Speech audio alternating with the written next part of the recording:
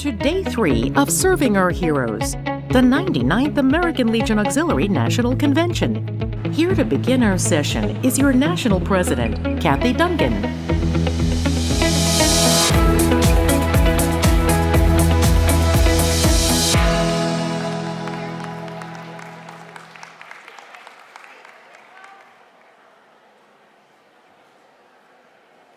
Good morning. What a beautiful day. God is good. The 99th National Convention of the American Legion Auxiliary will come to order. Welcome to today's session. Please remember to silence all electronic devices. Thank you. National Chaplain Dr. Deborah Blanche will give the invocation.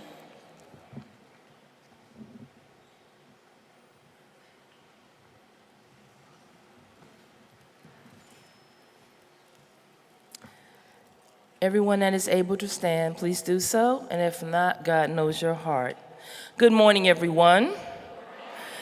Good morning, everyone. Good morning. There you go. That's what I'm talking about. Let us take a moment of silence for unspoken prayers for anyone that may be in any pain, that does not want to speak on it, anyone that may have a situation before we take our invocation, and for our fallen angels. Take a moment, please.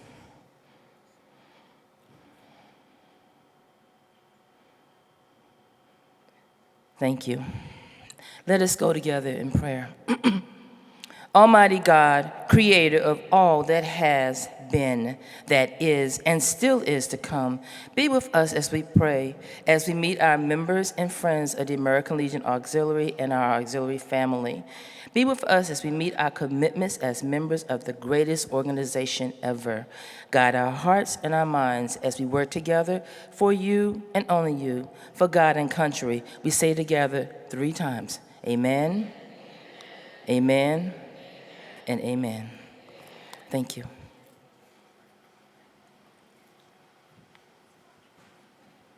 Please be seated. All of you who attended the Woman of the Year luncheon had the great fortune to meet our 3rd honoree, Marcia Fore. Like Patricia and Leslie, her lifetime of work serving our veterans is incredibly inspiring. Please watch the screens. The American Legion Auxiliary proudly honors Marcia Fore as their 2019 Woman of the Year in recognition of her lifetime commitment to men and women veterans in need. After graduating from nurses training at St. Vincent's School of Nursing in Indianapolis, I was recruited and joined in the Army Nurse Corps. And my first assignment was at Fort Campbell, but then was sent to Vietnam within about 6 months. While there, I served with the 18th Surgical Hospital, a MUST unit, first at Camp Evans and then at Quang Tri. My assignment was the intensive care recovery room while I was on duty and the emergency room while I was off duty. Having that experience in the military is what set me on the path to working with veterans. Like many of the nurses who joined the military right from nurses training, few had any concept of what they'd experience in Vietnam. We weren't trained for that type of environment, first of all, and you cannot know what war is like until you've been in one.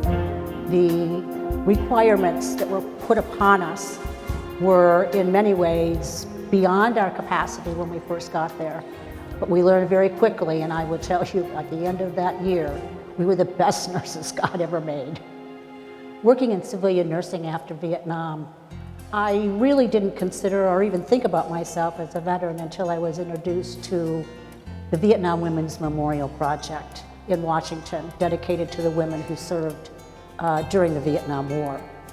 Soon after that, Marcia became active in Vietnam Veterans of America, culminating in her position as National Vice President. With my first work in Vietnam Veterans of America and through the chapter, it was really brought to light how many homeless veterans we actually had in this country. And because of that, I went and with another friend to a program in New Jersey and came back to Philadelphia and organized the Philadelphia Stand Down in 1994. and actually the remnants of it are still in existence today. I was the executive director for that program for 5 years. During that time, I worked with the Philadelphia Veterans Multi-Service Center, and at that time also, they asked me to help them write some grants to provide services exclusively to homeless veterans. Her local success with veterans soon became recognized on a national level with VVA, as well as the Veterans Administration, where she served as chair of its advisory committee on women veterans. Through the work with Vietnam Veterans of America, I was appointed twice to the VA Advisory Committee on Women Veterans, which offered great insight to the Secretary on the issues that we found that were necessary to be addressed by the VA on behalf of women veterans. Through this experience, I also remained with Vietnam Veterans of America and became a member of their board of directors and then their vice president. Through all of this, I've been connected to Government Affairs Division of the organization and the Women Veterans and Homeless Veterans Committees, having testified several times on behalf of both. Marsha's service to our veterans hasn't gone unnoticed. The most important thing about Marsha Four is she has a great heart, and she is driven not to exceed or achieve great things in the world for herself. It has always been for others. With Marsha being a great leader, she took the opportunity to grab me by the hand and lead me and teach me what it was to be a leader and to work with homeless veterans. She taught me the valuable lessons in dealing with homeless women veterans in particular. I not only know Marsha as a talker, but I know her as a doer. Over the 16 years that we worked together, Marsha not only wrote the grants for her, but implemented many programs. The Perimeter, which is a day program for homeless veterans, 95-bed transitional living program for homeless veterans on the grounds of Coatesville, VA, and in 2005, the largest homeless women veterans program, the Mary E. Walker House. And I must say, all of those programs are still open and active today. Beginning with her career as an Army nurse in Vietnam, Marsha has made a difference, and she wants you to know you can too. When I started Philadelphia Stand Down, I recognized that I was just one person working and trying to get into a system that really hadn't organized itself around homeless veterans. And I had to make them believe. And unless it's in your heart, and unless you believe that you can make a difference, and trust me, one person can make a difference. And if they're joined by others who believe too, the impact is insurmountable. It can make the difference between life and death for many veterans. Thank you, Marsha Four, for your lifetime of dedicated service to our men and women veterans. Please welcome, please welcome Marsha Four.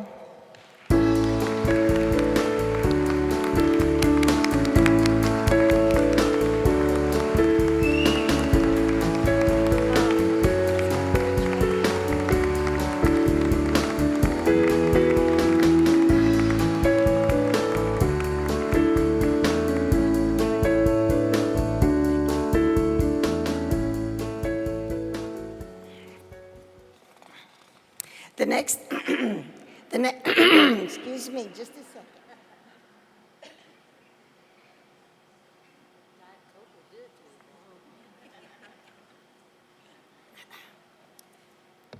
The next item of business this morning is the nomination of national officers for the 2019-2020 administrative year. Representatives making the nominations as well as the candidates are seated on the stage. Linda Boone, National Secretary, will read the rules governing nominations and elections. Linda.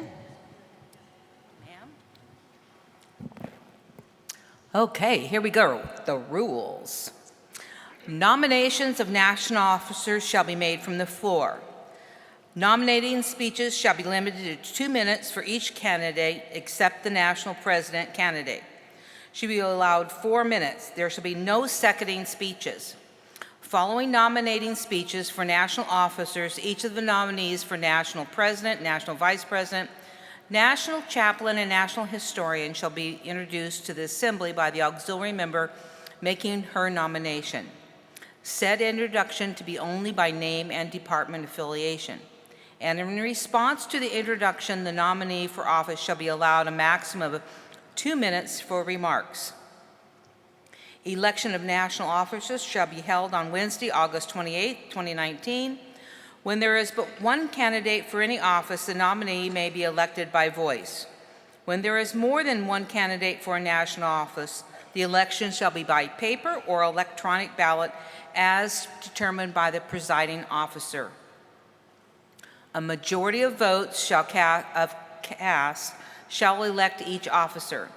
When no candidate receives a majority of votes on the first ballot, a second ballot will be taken between the candidates receiving the 2 highest number of votes, with the candidate receiving the most votes on the second ballot being elected. That's, Madam President, completes the reading of the nomination and election rules. Nominations are now in order for the office of National President. The National Secretary will call the departments with announced candidates.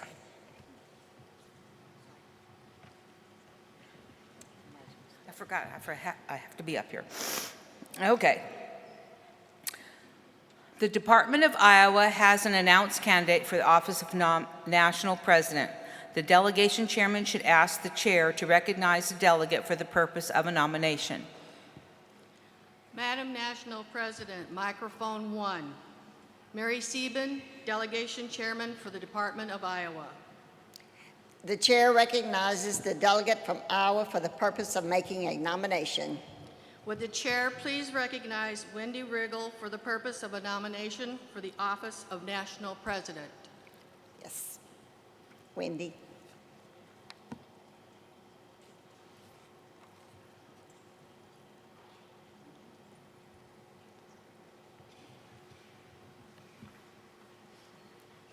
Madam National President, delegates, alternates, and guests, my name is Wendy Riggle.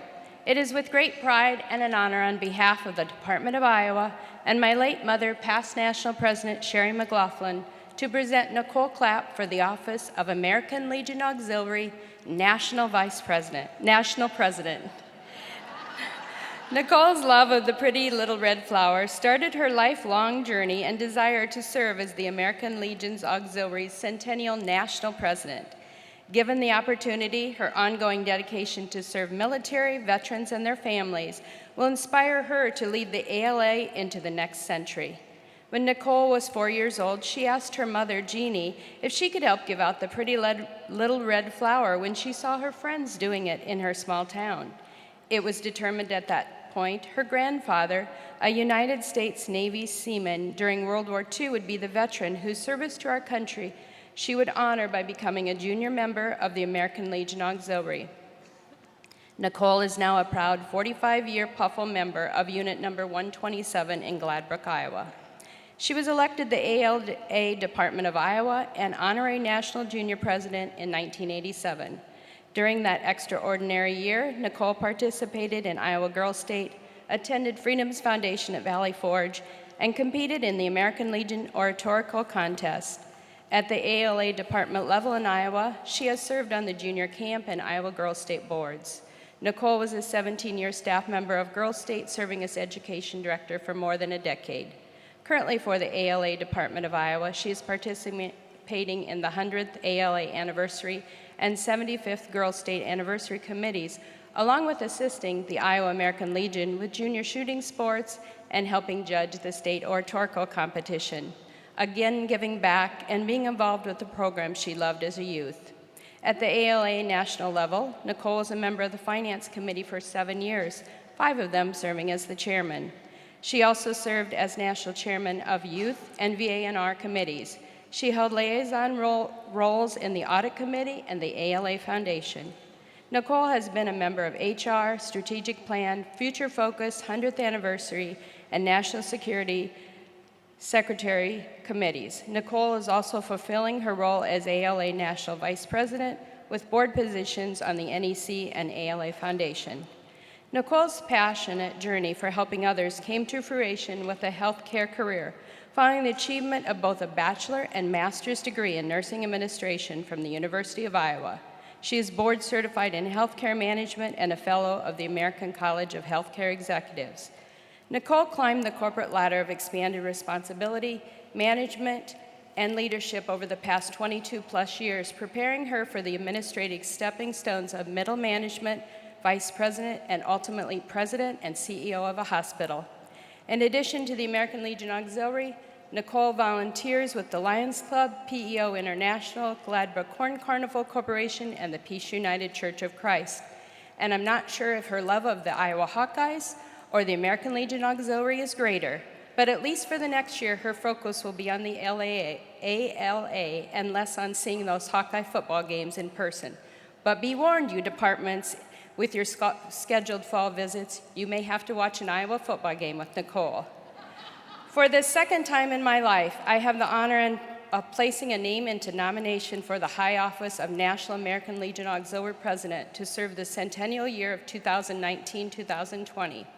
On behalf of the members of American Legion Auxiliary Department of Iowa and my dear sweet mother who would have loved this opportunity, I am pleased to place into nomination a most deserving Nicole Clapp from the great state of Iowa for the office of American Legion Auxiliary National President.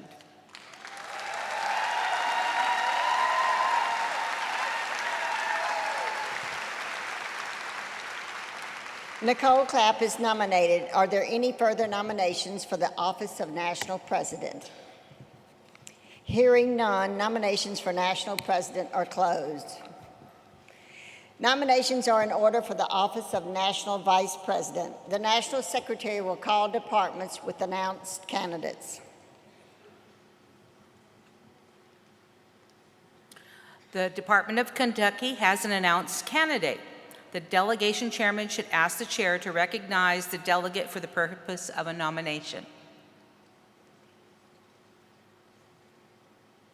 Madam National President, microphone 1. Geraldine Cable, past department president and delegation chair from the Department of Kentucky. Would the chair please recognize Karen Toll for the purpose of nomination for the office of National Vice President? The chair recognizes the delegate from Kentucky for the purpose of making a nomination.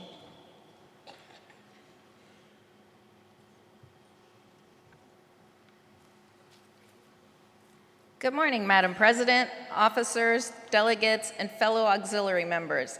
My name's Karen Toll, and I am a representative of Team Kentucky 2020. On behalf of the Department of Kentucky, it is with great pride and honor to present my best friend and my sister, Kathy Doddistill, as a candidate for office of the National Vice President. Kathy is a member of Unit 203 of Latonia, Kentucky. She is eligible through our recently deceased father, Bill Kalin, who served in the U.S. Army during the Korean War era. The Department of Kentucky is super proud to have Kathy as our representative and will be happy to share Kathy with all of you to serve as the National Vice President. Kathy is very dedicated to the American Legion Auxiliary, and it shows through her work on many various committees that she has participated in, chaired at the unit, department, and national level. Kathy was our unit president for several years and our department president from 2009 to 2010. Her passion for the American Legion Auxiliary shows in the many, many, many friends that she has made in all of you and across the entire American Legion family. In her personal life, Kathy has 2 daughters, Beth, who lives in Seattle, and Stephanie, who will be here later today. She has 4 grandchildren. We have a brother, and our wonderful mother, Nancy, who will also be here later. Kathy retired from Western Southern Life Insurance after 33.5 years. On behalf of the Department of Kentucky, I am honored to place a nomination in the name of Kathy Doddistill for the office of National Vice President of the American Legion for the year 2019-2020. Thank you.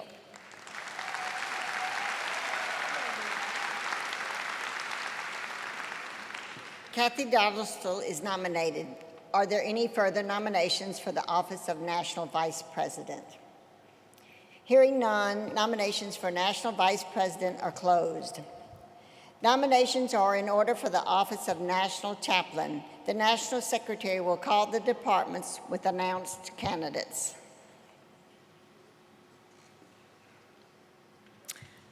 The Department of Missouri has an announced candidate. The delegation chairman should ask the chair to recognize the delegate for the purpose of an introduction.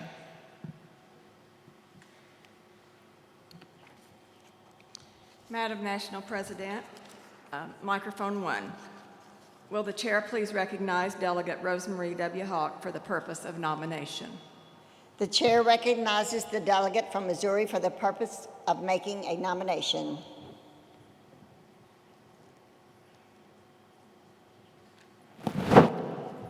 Excuse me. Good morning. Good morning. Madam President, I am Rosemarie W. Hawk, past National Chaplain from the Department of Missouri. The Department of Missouri endorses Sharon Gail Metzinger as a candidate for National Chaplain.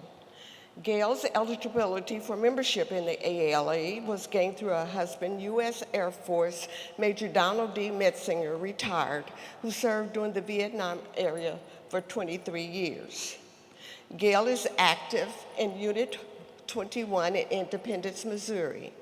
She is active at all levels of the AALA, currently serving as Missouri's 100th Anniversary Committee Chair and the Truman Days Chairman. A chaplain should be a model, an instigator, an innovator, inspirational, and know how to show sympathy as well as empathy. These are a few of the many traits Gail has exhibited in Missouri.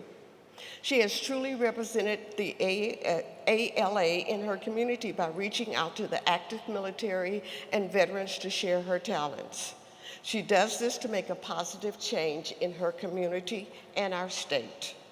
In view of her dedicated compassion, dedication to God, and active service in the auxiliary and her community, I place the name of Sharon Gail Metzinger as a candidate for the 2019-2020 National Chaplain. Thank you.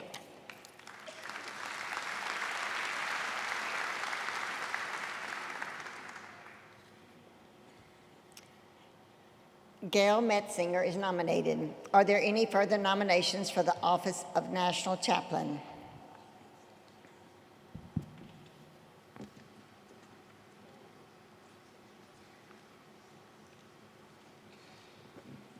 Madam President, the Department of New York has an announced candidate.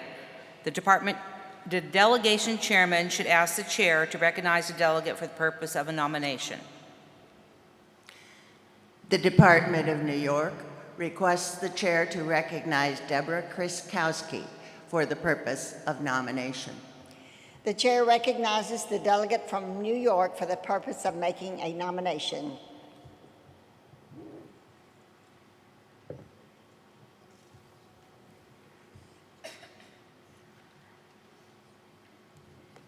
Good morning, everyone. Mary Ann Casady joined the auxiliary at birth as a junior member and became a senior in 1973. She's held most positions as well as president in her unit, county, and district, and she was also chaired many committees, earning several department and national awards. On the department level, Mary Ann has chaired Children and Youth, Constitution and Bylaws, Education, Empire Girls State, Finance, Leadership, Membership, Public Relations, VANR, and served as our department president. On a national level, she served as the NEC, was a member of the National Legislative Committee, Eastern Division Committee, Service Chair, member of the National Security Committee, and presently a member of the National Leadership Committee. On a personal level, Mary is eligible through her father, Frank Smith Sr., who served in the U.S. Navy in World War II. She is equally as proud of her husband, Ron, a U.S. Army Vietnam veteran.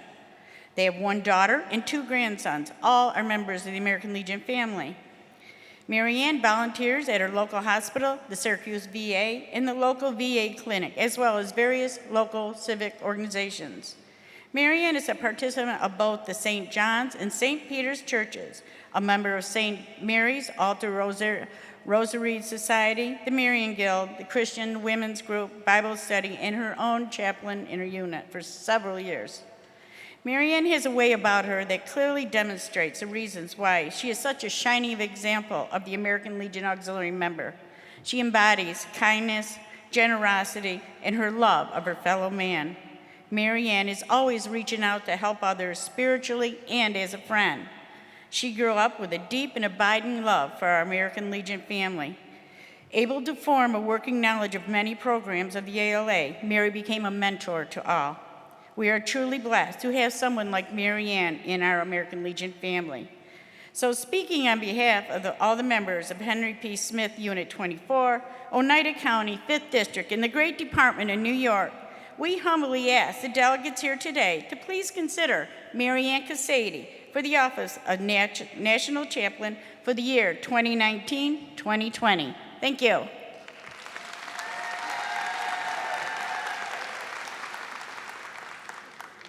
Marianne Casady is nominated. Are there any further nominations for the office of National Chaplain? Hearing none, nominations for National Chaplain are closed. Nominations are in order for the office of National Historian. The National Secretary will call the department with announced candidates.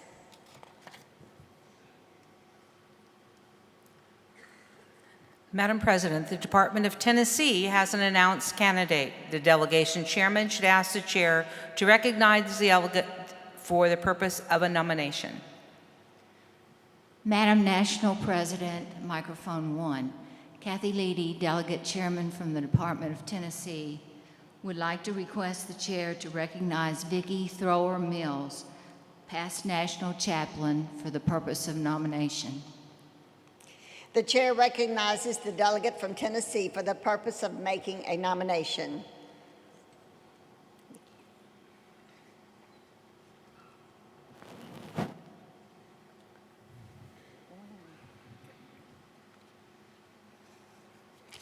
Good morning, Madam President, officers, delegates, and guests. I'm Vicki Thrower Mills, and I'm proud to nominate Peggy Monroe from the Department of Tennessee for the office of National Historian. She is a member of Lexington, Unit Number 77. She has served her department on all levels. She has served as department historian for 6 years and as department president in 1997-98. She's had 16 national appointments and served as the Southern Division National Vice President in 2007-2008. With Peggy's dedication to our organization, she will do a great job in recording the history for our 100th year. Again, on behalf of the Department of Tennessee, it is my pleasure to nominate Peggy Monroe for National Historian 2019-2020.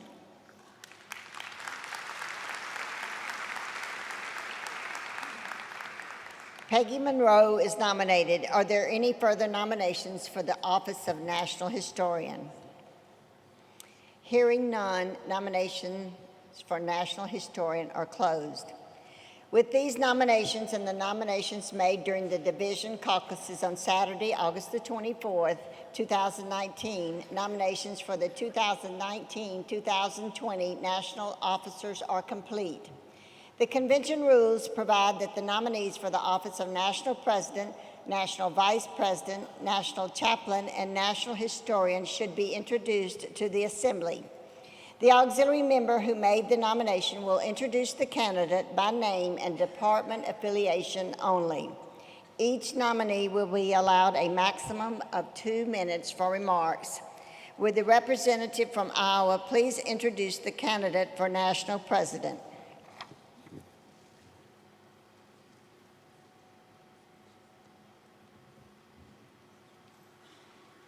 Madam National President, it is an honor to present to you from the great state of Iowa the candidate for the office of National President, Nicole Clapp.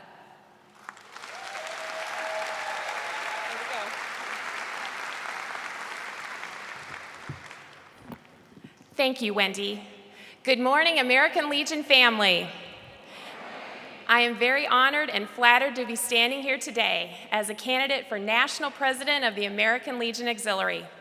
Who could ever imagine that a pretty little red flower, the poppy, could attract a 4-year-old girl to want to be a part of something so much greater than her own little small town in Iowa? As Wendy shared with you, the American Legion and Auxiliary afforded me many opportunities as I was growing up. If elected, I will wholeheartedly support and embrace this once-in-a-lifetime opportunity to give back to the wonderful organization in which I was raised. As a 45-year PUFL member, I have always maintained a strong desire and commitment to serve in a wide array of roles and responsibilities at the unit, department, and national levels. Each of us has our own ALA story to tell. I truly believe my passion, experience, and knowledge can be a positive influence for the American Legion family to successfully lead our organization into the next century of service. I have never shied away from a challenge or an opportunity. I try and live by President John F. Kennedy's saying, "Things don't just happen, you have to make them happen." And that is what I plan to do with your support, to be the first ever honorary National Junior President to become National President of the American Legion Auxiliary. I promise, thank you, I promise in service not self to continue my dedication to enhance the lives of veterans, military, and their families during our milestone centennial year. I greatly appreciate your support and thank you for your time and consideration. God bless.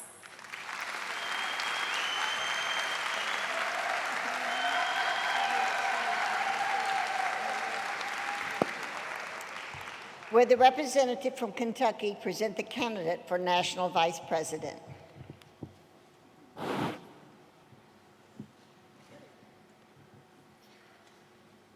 Madam President, Team Kentucky is proud to announce Kathy Dodestal as the representative for Vice President.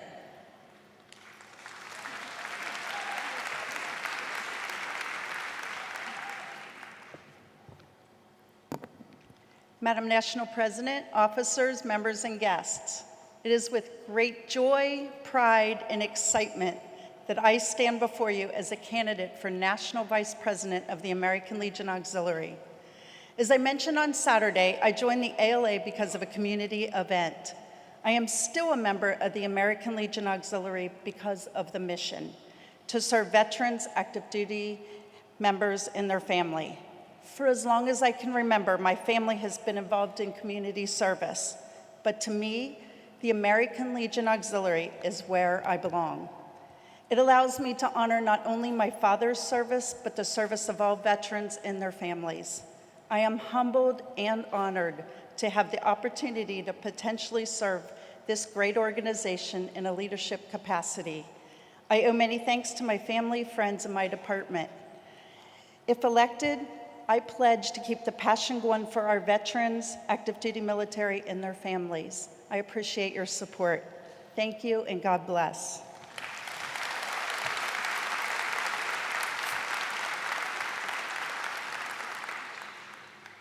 Will the representative from Missouri present the candidate for National Chaplain?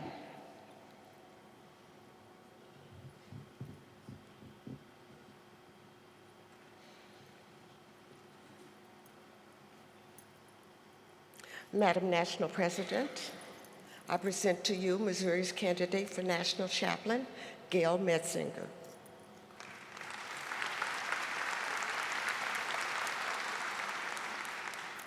Good morning, everyone. As she said, I'm Gail Metzinger from the Department of Missouri. I gained my eligibility through my husband, Donald, who flew rescue helicopter in two terms. I'm sorry. I've had a grandfather in every major conflict, starting at the Revolutionary War. I had an uncle and a grandfather in the War of 1812 and two in the Civil War. had a grandfather that fought in World War I and he had mustard gas, so he came home, and I was lucky to have him back. One of the things I'd like to do as your chaplain, and I know this has been done in the past, so it's not a major idea that I come up with, but I want to do a national prayer change. With all of us as one voice, we can change the world. A quick prayer happens every day, and I hear the fire sirens go, and I always say a silent prayer for whoever they're getting picked up. So I'd like to do that on a national level, to the states, to the department, to the units, and we could change the world by doing that. I hope that you will consider me, and I thank you for this consideration.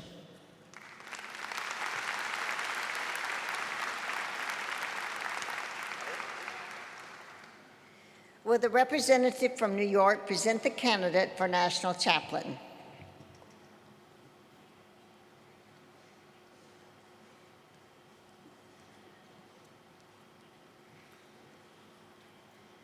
On behalf of the most awesome department in the nation, New York, I present to you our candidate for National Chaplain, Mary Ann Casady. Good morning. First, I want to thank my father, who as a 19-year-old ensign in the Navy was involved in the invasion of Normandy and survived to have 4 daughters, that he had the great sense to sign up at birth to be members of the American Legion Auxiliary. My oldest sister she's going to kill me for this, but my oldest sister has 71 years of service to the American Legion Auxiliary. Next, I want to thank my husband, who is a Vietnam veteran who served in country, has been very, very open with me being involved in this great organization. And lastly, but not leastly, my wonderful Department of New York, who has been behind me the whole way, and I love each and every one of you. Thank you very much. I'm a little kerflumped now because I'm looking out at all these people, and it's just a wonderful, wonderful opportunity that I've been afforded. I thank you for your consideration, and if elected, I promise to do the absolute positive best that I could do for this organization. God bless you, God bless the American Legion family, and God bless the United States of America.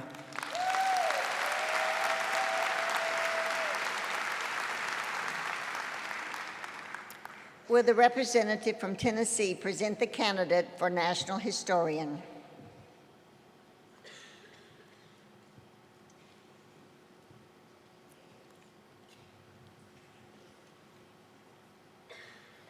On behalf of the Department of Tennessee, I present their candidate for National Historian, Peggy Monroe. Thank you, Vicki.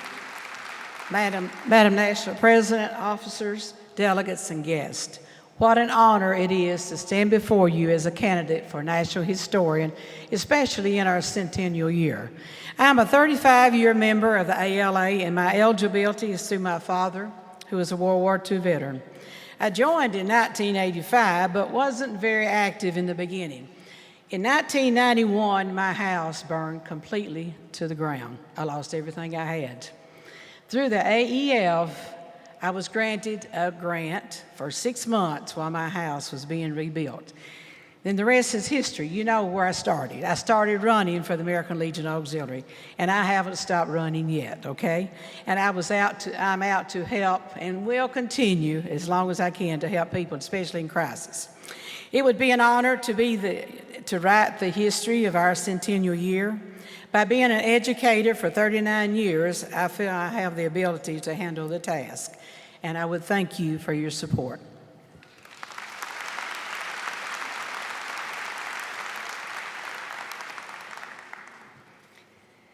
This concludes the nominations for the 2019-2020 national officers. We will proceed with the election of national officers. You have nominated Nicole Clapp of Iowa for the office of National President. In accordance with the rules you have adopted, if there is but one candidate for an office, the nominee will be elected by voice. All in favor of electing Nicole Clapp as National President for the 2019-2020 administrative year, please say aye. Aye. Opposed, no. The chair declares Nicole Clapp of Iowa duly elected as National President for the 2019-2020 administrative year. Nicole, please stand. Congratulations.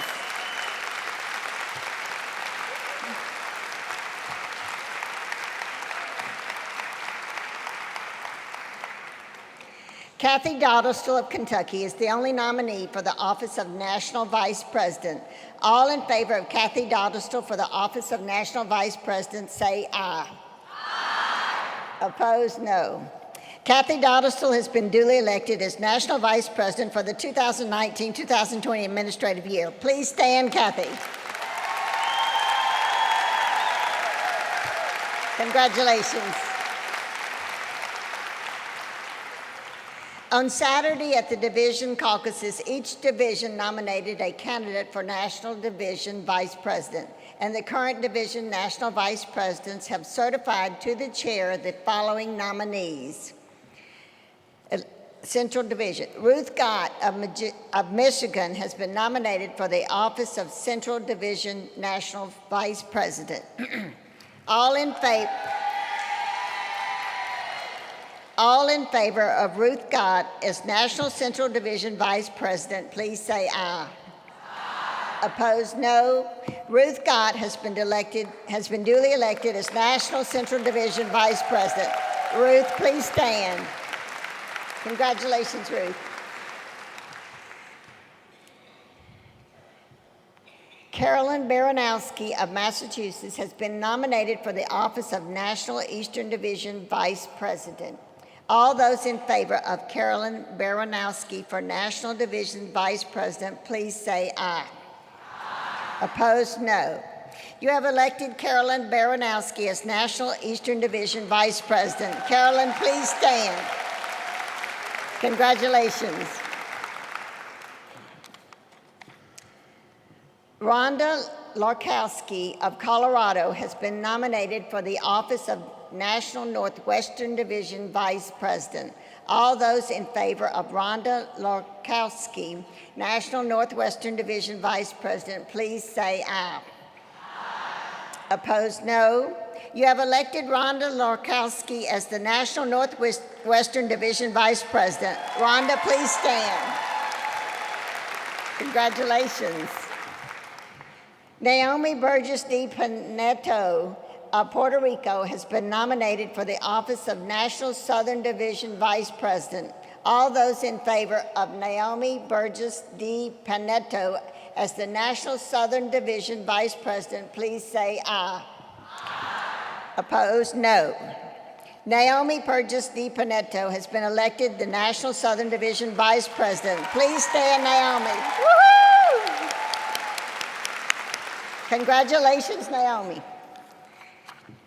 Cheryl Park of Oregon has been nominated for the office of National Western Division Vice President. All those in favor of Cheryl Park as the National Western Division Vice President, please say aye. Aye.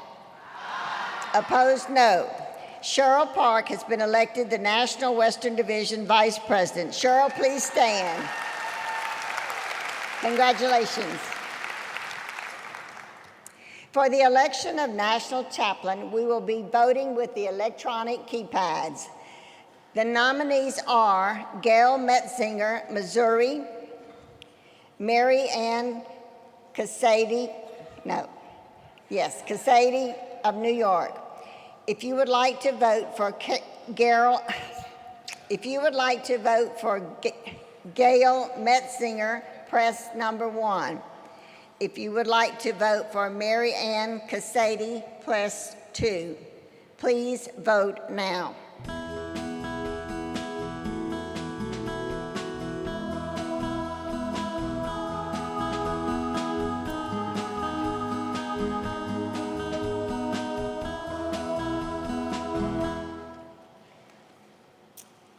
Voting is now closed. Please show the results.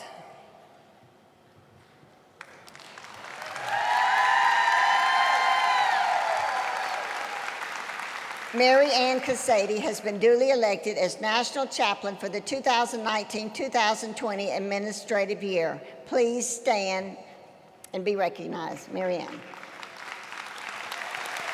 Congratulations.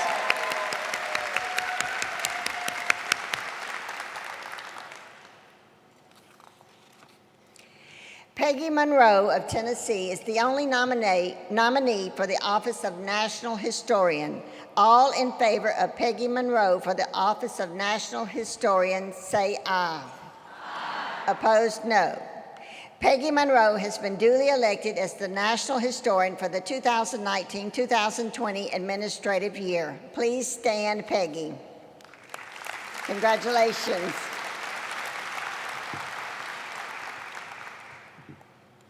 Would all the officers stand? Ladies and gentlemen, I present to you your 2019-2020 American Legion Auxiliary National Officers. Thank you, ladies.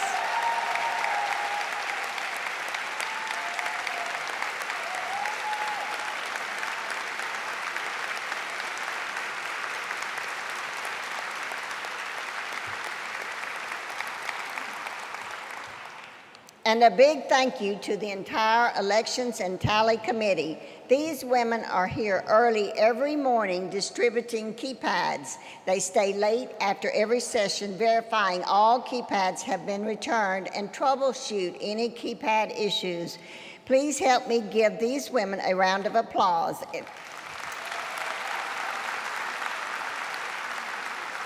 Since they do get up so early, I would like to mention their names. We have Nancy Henson from Connecticut as judge, Judy Henson from South Carolina, Kathy Gott, Michigan, Linda Stadler from New York, Dara Oliver, all right, sorry, New Jersey. My apologies. That's one of my second homes, New Jersey. Dara Oliver, Florida. Marcia Bible, Minnesota. Julie Smith, North Carolina. Edwina Coleman, Pennsylvania. And Jenny Nelson, Nebraska. Thank you, ladies.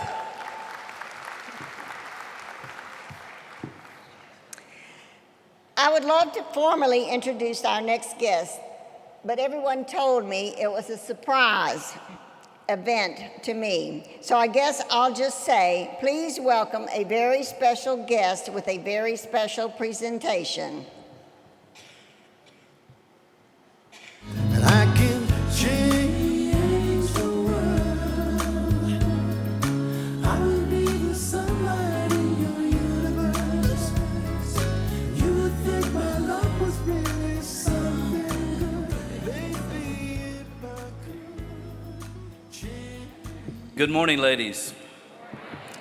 I trust everyone is well. We have a distinct privilege this morning of making a special presentation. I'm Randy Cash, past National Chaplain of the Legion, and now Adjutant in the Department of North Carolina. Where's North Carolina? Okay, now I see you. It's my honor to introduce to you Captain Lou Cavallari, who is the chairman of the board of the Chapel of Fort Chaplains Foundation, and Lou will be making some remarks. Thank you very much.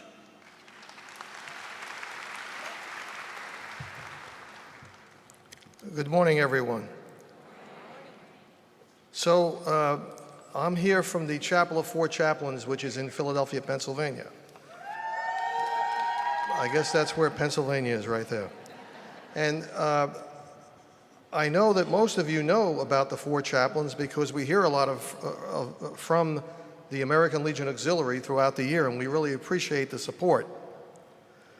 So I'm joined here today by our executive director. The young man standing behind me is Bill Kamer. He's our new executive director. He's retired Army, and he's from the state of Wisconsin. And you've already met Randy, who's also on our board, Chaplain Randy Cash. So the chapel is unique because we're an Army organization in the middle of the Philadelphia Navy Yard. And it's designed that way for a reason. If you know anything about the story of the Dorchester was an Army ship. As difficult it is for me to admit that, it was an Army ship. And it was crewed by the U.S. Merchant Marine. And it had on board U.S. Army Air Corps personnel headed for Greenland, with a Navy and Marine Corps Armed Guard, a U.S. Coast Guard communications team, and 4 Army chaplains. So all of the services were represented. And once the ship was torpedoed, they'd had 20 minutes to decide their fate. So that's why only 230 survived out of 900. And the 4 chaplains, as you know, sealed their fate by giving up their life jackets to 4 of the people so that they might live. And this tremendous act of selfless service is still celebrated today, all the way back from 1943. So we go all over the country, recognizing ordinary people who do extraordinary things. And Kathy Dungan is one of those individuals who has done extraordinary things. So we're here today to induct her into our Legion of Honor, and that's the surprise.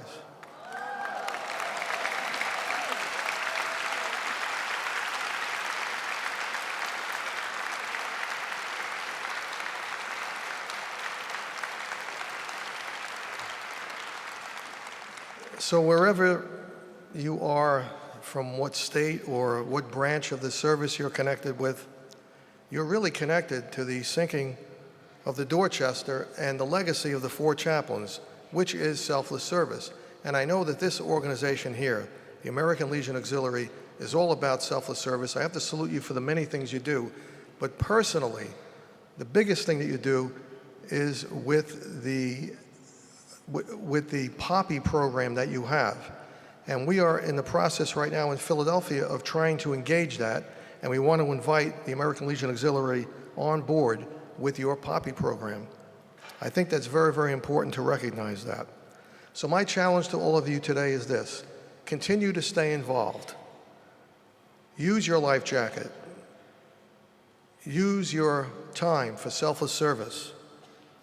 And invite you to join and support and continue to support our programs in Philadelphia.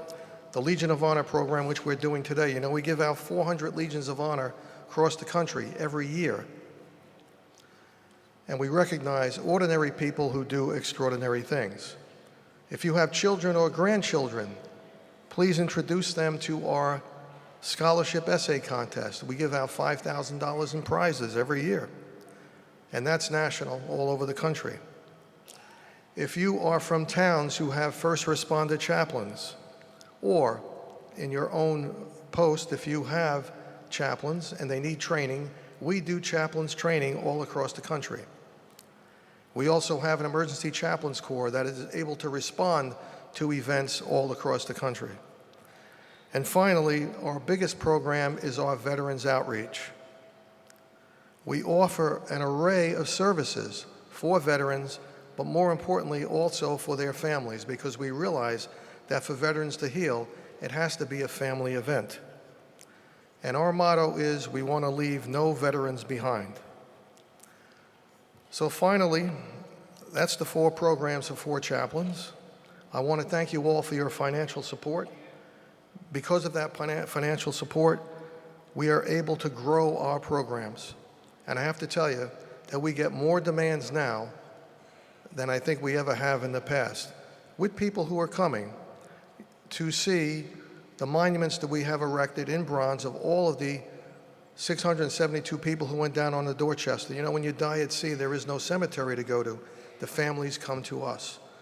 And we are open to all of them, and we have a very open outreach to all of them. So, with all of that said, it's now time to honor and present the Legion of Honor Bronze Medallion to Kathy Dungan, the National President of the American Legion Auxiliary from 2018 to 2019. And I ask you all to please stand.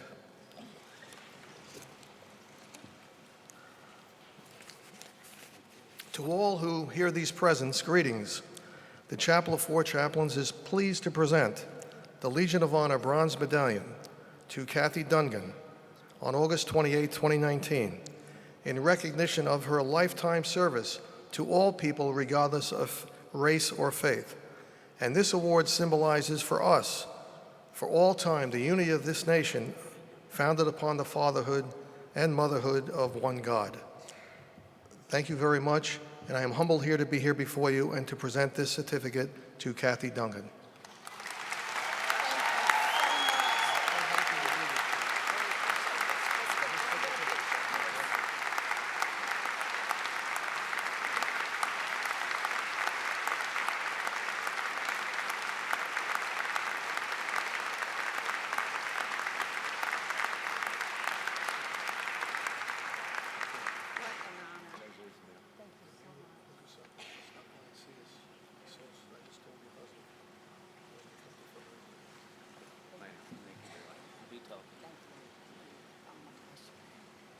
Oh my gosh, what an honor. Thank you so much.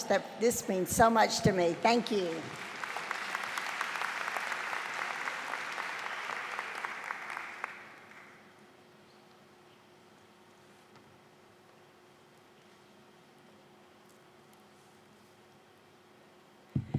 This morning we're going to celebrate. This morning we closed our Centennial Strategic Plan with some very special individuals who have led our numerous teams. They have worked tirelessly on all of the goals and strategies. Please welcome Implementation Team Chairman, past National President Janet Jefford, and Vice Chairman Stephanie Abbasi.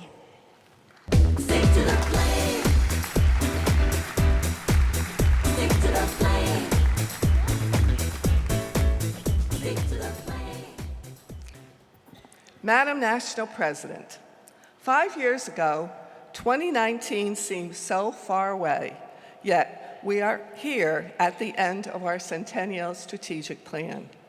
Today, we would like you to meet the gold champions and their implementation team liaisons as they each tell you about their major accomplishments. We have a lot to celebrate. We will begin with Goal 5. Please welcome Mike Butt, Rita Navarrete, and Nancy Brown Park.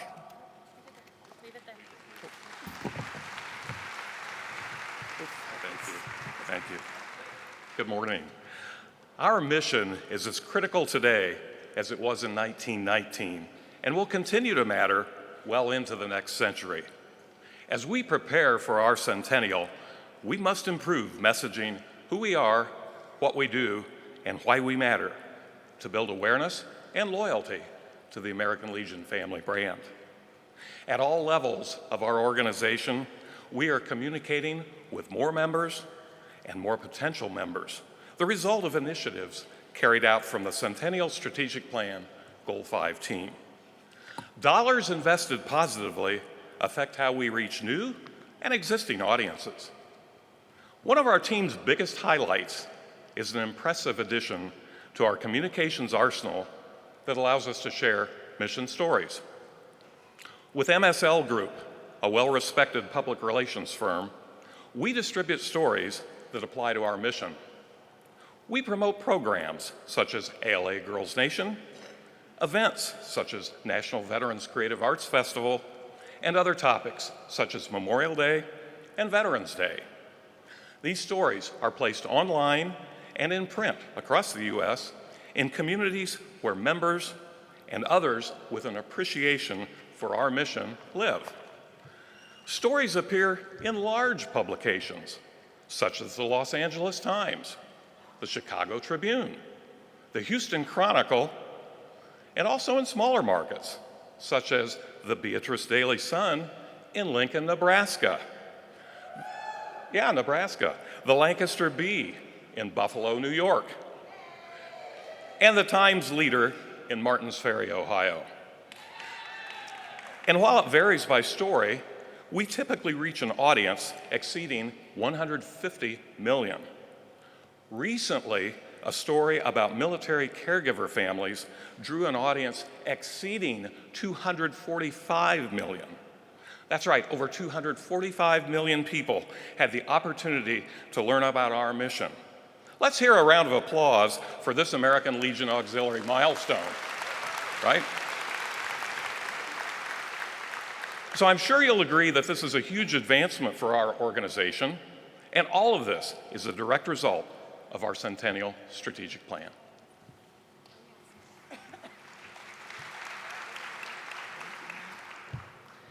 The American Legion Auxiliary Public Relations Ambassadors' premise is to generate internet traffic about all things American Legion family to the general public. The purpose is to plant the seed of who we are, what we do, and why we matter, to those outside of our organization and to non-active members, with the goal to get them involved in our mission.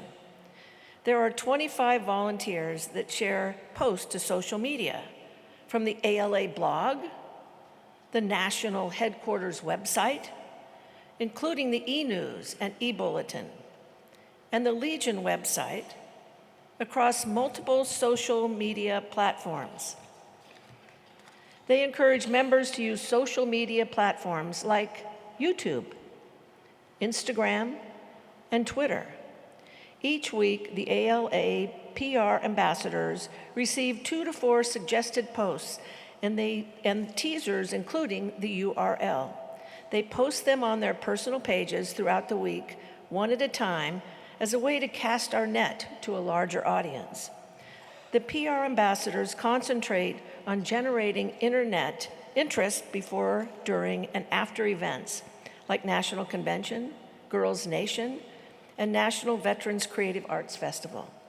The topics that received the most likes, shares, or comments included things to do with Americanism, our flag, ALA Girls State, National Poppy Day, and of course, our 100th anniversary for both the American Legion and the American Legion Auxiliary. Now, it is your turn to keep the information flowing for the next 100 years. Rita?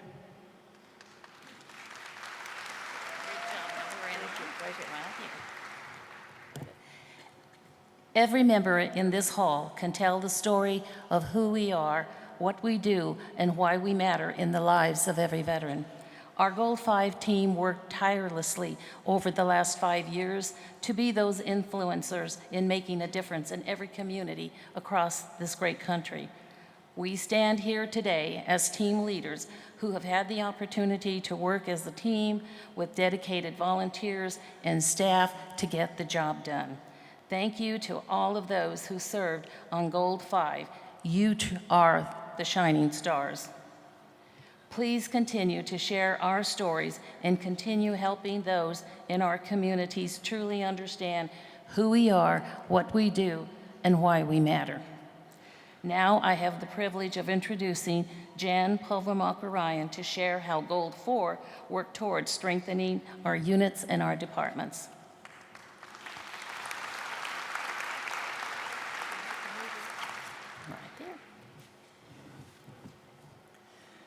Good morning. Goal 4, Strengthening Departments and Units, had many bold initiatives, and today I plan to highlight just a few. A major accomplishment is the promotion and recognition of longer NEC terms. More than 60% of departments now have an NEC structure that is not just 1 year, but promotes longer terms. Congratulations to those departments that have met the challenge of adding longevity and continuity to our National Board of Directors. Our team helped departments with their long-term planning. 45 departments engaged in strategic planning activities and received a monetary reward from National Headquarters for their efforts. A strategic planning guide and other supporting documents were developed and distributed. So please continue to work with your unit, district, and department leadership to make strategic planning a priority. Through the efforts of this team, Compliance Matters was offered in conjunction with ALA mission training as a way to educate departments and units on fiduciary responsibility and stewardship. After this training was implemented, we saw an increase in unit compliance with IRS 990 filings. Also, many units were able to correct their non-compliant status with the IRS after this information was distributed. This was a huge deal to many units who had lost their nonprofit status due to lax reporting. A risk management tool was developed and distributed to departments in all levels of auxiliary entities. During Department Leadership National Conference, departments were trained on use of the risk management tool. Also, a comprehensive and formulated DEC 101 training tool is now available online for departments to use annually to train their department executive committees. We helped implement the department organizational effectiveness training. This training was offered at national headquarters to department secretaries, where they learned about risk management and fiduciary responsibilities. In 2019, this training was offered again with a different target audience, department treasurers and department finance chairmen. This training will continue through the future. Goal 4 researched and formulated a plan for reorganization of administrative and mission-related committees and programs. Member input was requested, and during a joint meeting with the implementation team and Future Focus Committee, changes in committees and programs were agreed upon and distributed to the NEC and departments. These changes were discussed and passed by this convention body yesterday. These accomplishments could not have happened without the hard work and dedication of the team members whose names are now on screen. Unfortunately, Goal 4 Gold Champion Mary Beth Vervoer could not be here today. Thank you, Mary Beth, and all members who serve on Goal 4, strengthen departments and units. Please welcome Gold Champions from Goal 3, Rosemarie Houck and Colette Fike.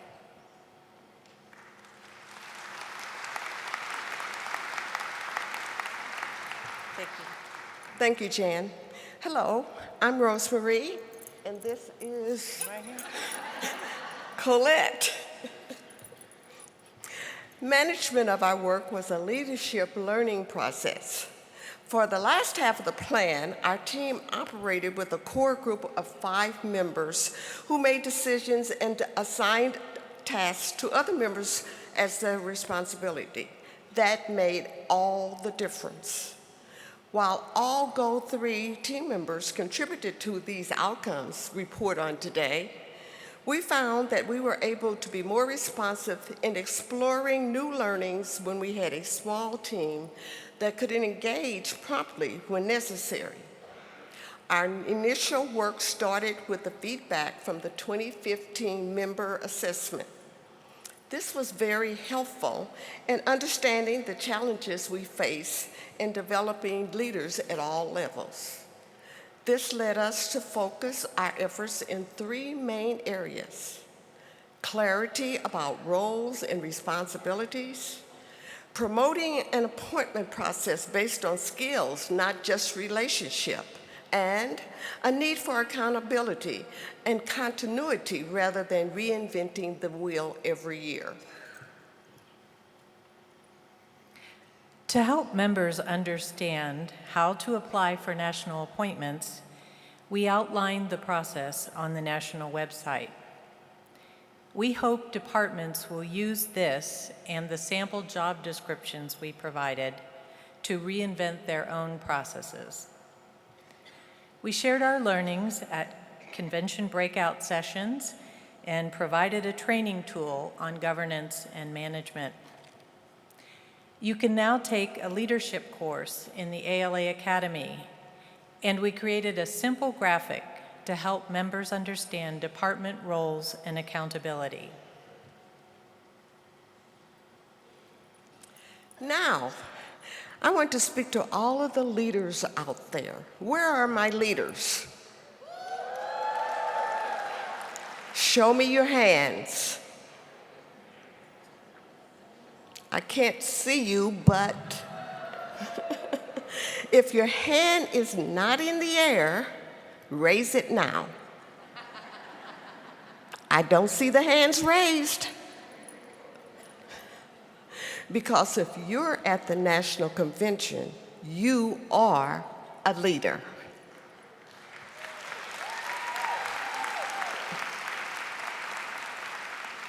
After 3 years of reviewing feedback from members, testing theories, and researching other organizations, we began to understand that most ALA members don't think of themselves as leaders unless they have a title. Untrue. Leaders, we encourage you to check out our 7 simple truths, our vision statement, and other documents in the Centennial Strategic Plan section on the national website. If you are here or you are watching this at home, we expect great things from you. The American Legion Auxiliary needs trusted leaders like you to step up so we can continue to help our military families overcome their own challenges. Thank you. And now to tell you about Goal 2, Joyce Endres and Tina Washington.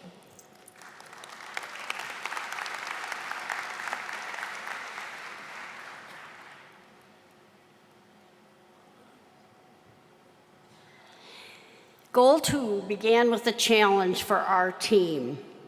Why? Members' feedback surprised me because it included in the organizational effectiveness survey discussed a negative culture in all levels. It shared that often members and leaders were unkind, know-it-alls, and downright obstinate at meetings and events throughout the organization. So how do you begin to change a negative culture of service before self, self before service, and bad behavior? How do you put your arms around goodwill when it's an intangible and difficult goal to measure failure or measure success? You begin with facing the facts to find new ways to do something about it. And that is what the Goal 2 team did. First, we defined goodwill. Goodwill is a kind, helpful, and positive attitude toward others, a simple, basic beginning. The Strategy A team created 3 goodwill cards, which were available on the national website. Goodwill cards were featured in the November 2017 ALA National Magazine and distributed to all attendees at the 2017 ALA National Convention. This team defined the Goodwill Ambassador model, which stresses positive attitudes and culture. From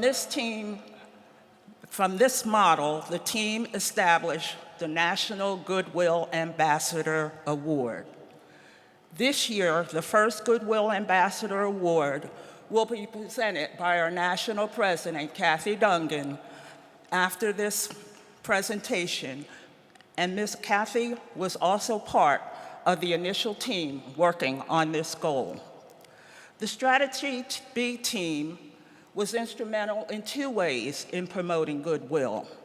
First, during the 2018 Department National Leadership Conference and the 2018 National Convention, attendees heard from Will Bowen, whose movement, A Complaint-Free World, demonstrated how we can promote and be active participants in spreading goodwill.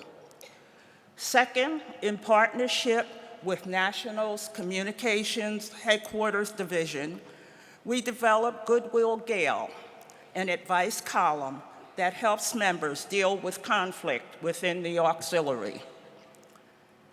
This column is published in each issue of the Auxiliary magazine and on the National ALA blog and the ALA social media sites. The Strategy C team wrote the Something Different article, published in the November 2017 Auxiliary Magazine, and also shared goodwill stories across ALA social media sites. The Goal 2 team as a whole collaborated with the ALA Academy content team to develop the ALA Academy course, Establishing a Culture of Goodwill, which was launched in the spring of 2018.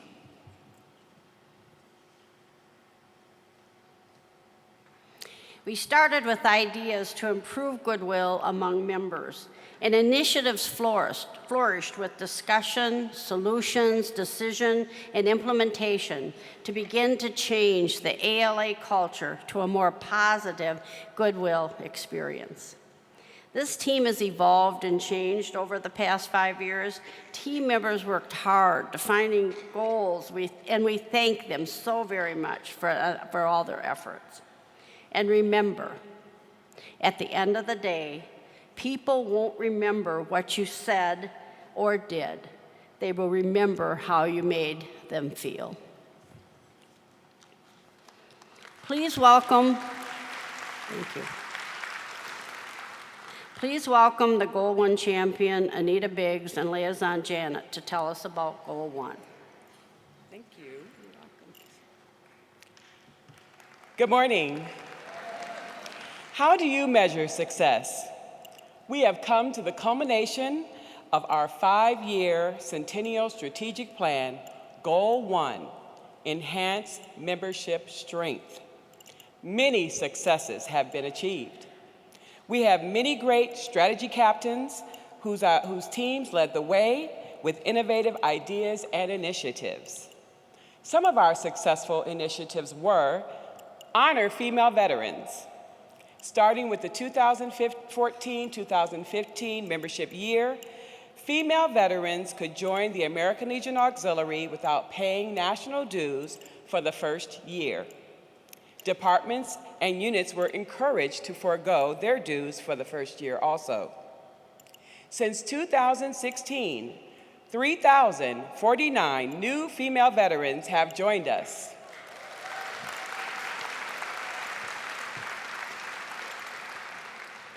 We developed online membership renewal process. Members can now renew their membership online or by phone. To further good communication, we pushed to compile email addresses for all members. We allowed new members to join online. Over the last 3 years, 1,294 new members have joined online.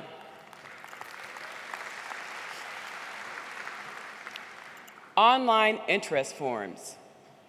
Non-members looking at the ALA website can fill out these forms online. Completed forms are sent to departments so they can contact these potential members and ask them to join. 914 forms have been received so far just in 2019. The new member flyer. This is a one-page document that units and departments can send to new and potential members to let them know what we do and why it matters. Spanish membership application. To increase diversity, a new Spanish application is available online. Diversity blog. Working with the Communications Division of National Headquarters, we helped develop a diversity blog. This blog spotlights members and units that have embraced diversity in the ALA. Developed ALA Service Not Self volunteer toolkits. These kits are available for download. Units and departments are encouraged to use these to increase member mission outreach. Developed door hangers for potential American Legion family recruitment that are available for download from our website. Our team started in 2014 with a membership task force. This became the foundation for the Goal 1 initiatives. As with all other teams, our team grew and changed as our plans were developed. Thanks to everyone for all your contributions, dedication, and hard work that has resulted in our success. We wish we could share all the many great initiatives that were introduced and the many successful results, but then we would be here all day, and we don't have time for that. Just know that many great ideas came from this phenomenal Goal 1 team, and these highlights have just been some of the successes that have been integrated into the ALA programs and our practices. Janet?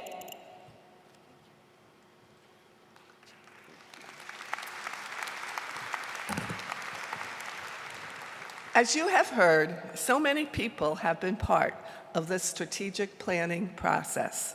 Would everyone who worked as a member of a goal, strategy, or initiative please stand up? And stay standing. Now, would everyone who was a part of strategic planning on the department, district, or unit level please stand up also?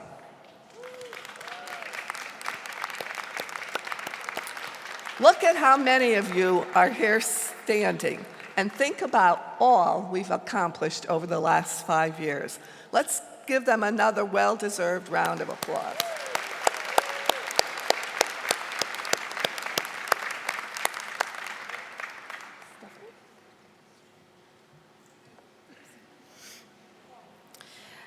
Since its launch in 2017, the courses that comprise the ALA Academy, a comprehensive training resource, have been accessed or taken over 5,000 times. And today, we have two very special announcements. For the first time, a course has been developed just for our junior members. It is an updated version of the recently revised Junior Leadership course, providing juniors with a deeper understanding about why we help those we help, how we accomplish our mission, and how juniors play a very important role in the success of the ALA. Our second new course is Fundraising Basics. We know that financial resources are needed to carry out the mission. So this course provides an overview of planning and hosting a fundraiser and the basics of applying for ALA grants. Both of these courses are available now, today. They're already live. And we have one more course coming this fall, which is Handling Conflict, which will be available in late September. Make sure to share the news in your units and departments. Janet?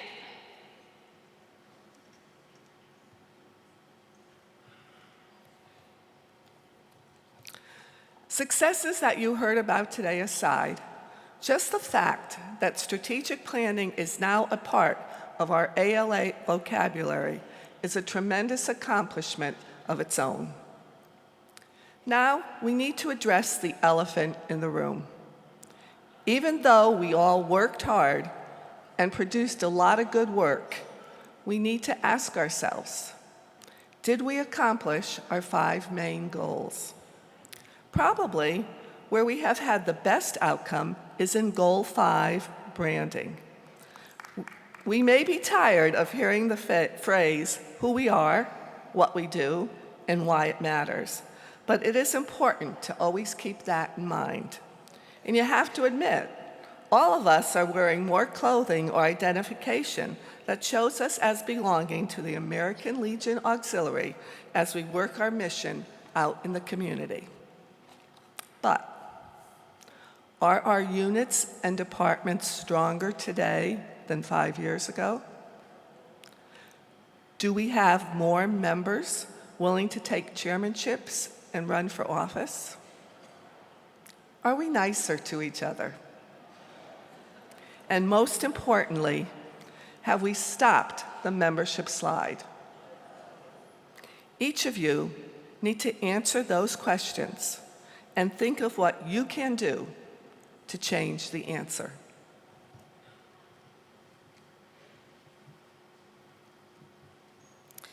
So, as we end this plan and look at our successes, our focus shifts to the new goals and processes that were adopted by the National Executive Committee on Saturday, August 24th.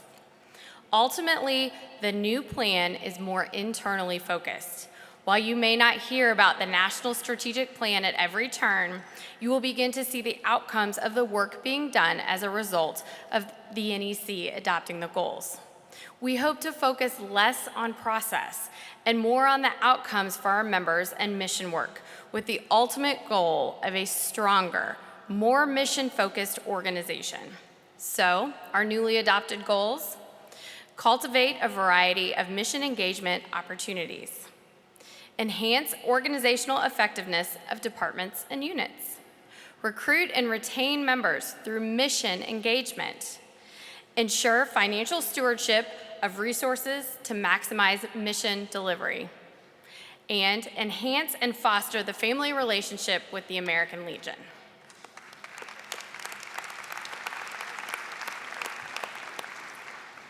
Thank you again to all that have made a difference by being part of the Centennial Strategic Plan. Even though this plan is done, we need to continue the efforts in our own departments. Make planning for the future a priority. This is so important. Madam President, this concludes our platform remarks.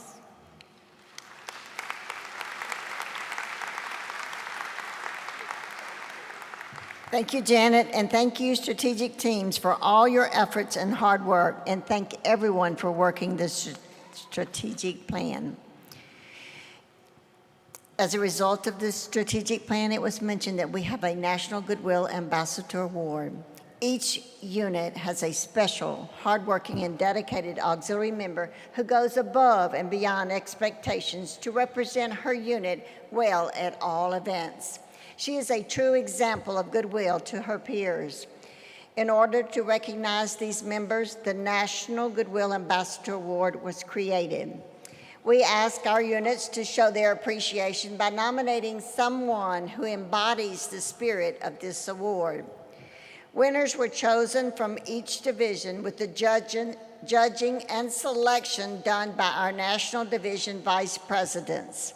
We are so excited that we have our National Goodwill Ambassadors here today. Please welcome Sherry McGee, Department of Indiana.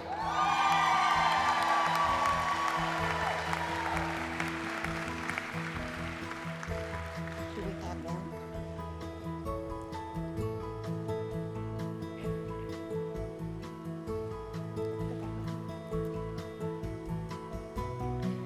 Patricia Nelson, Department of Minnesota.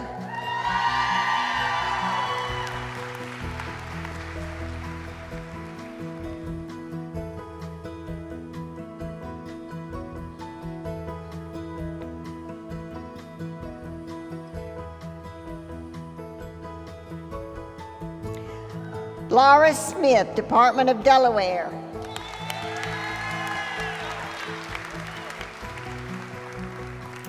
And Carol Williams, Department of Florida.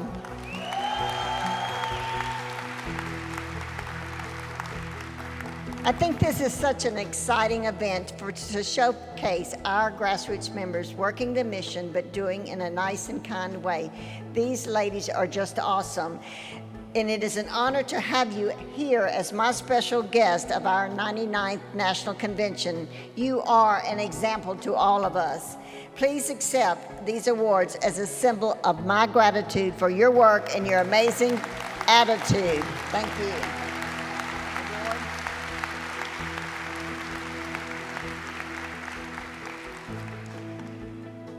Do we have the awards?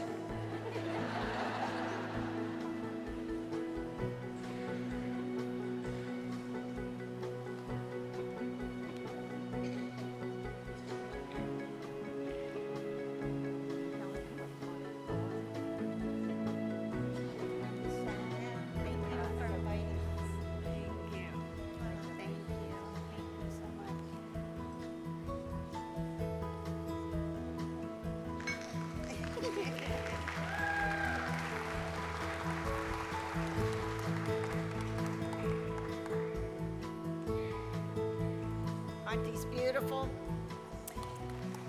Laura Smith, Department of Delaware. We got a picture.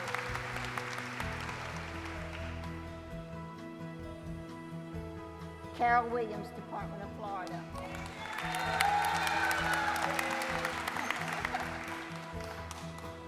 Pat Nelson, Department of Minnesota.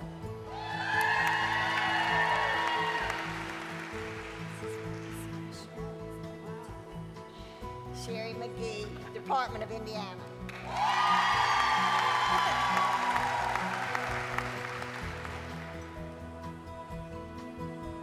Can you get her?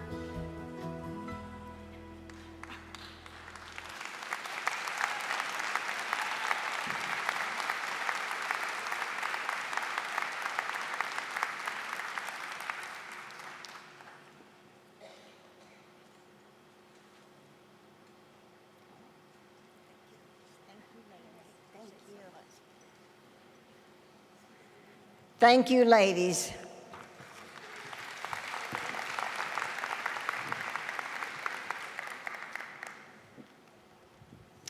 This year, American Legion Auxiliary members made it a priority to protect, care for, and support our children and youth, particularly those of veterans and military families.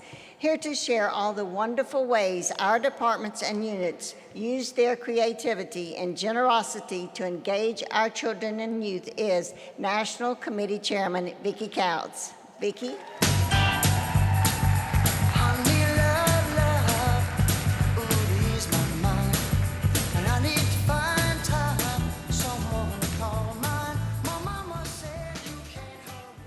Madam President, the American Legion Auxiliary's Children and Youth Program emphasizes protecting, caring for, and supporting children and youth, particularly those of veterans and military families.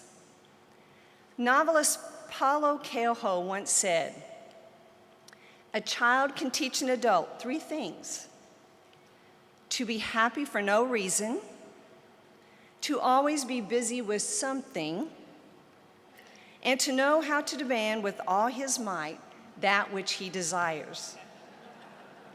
And members are learning all these things from our youth by working our Children and Youth program. Junior members from Arkansas Unit 27, worked with their school district to make thank you cards and coloring pages to give to first responders. And each student who participated received an American Legion lapel pin. Auxiliary members handed out Halloween safety coloring books, patriotic comic books, American flags, constitutional facts, and other patriotic items.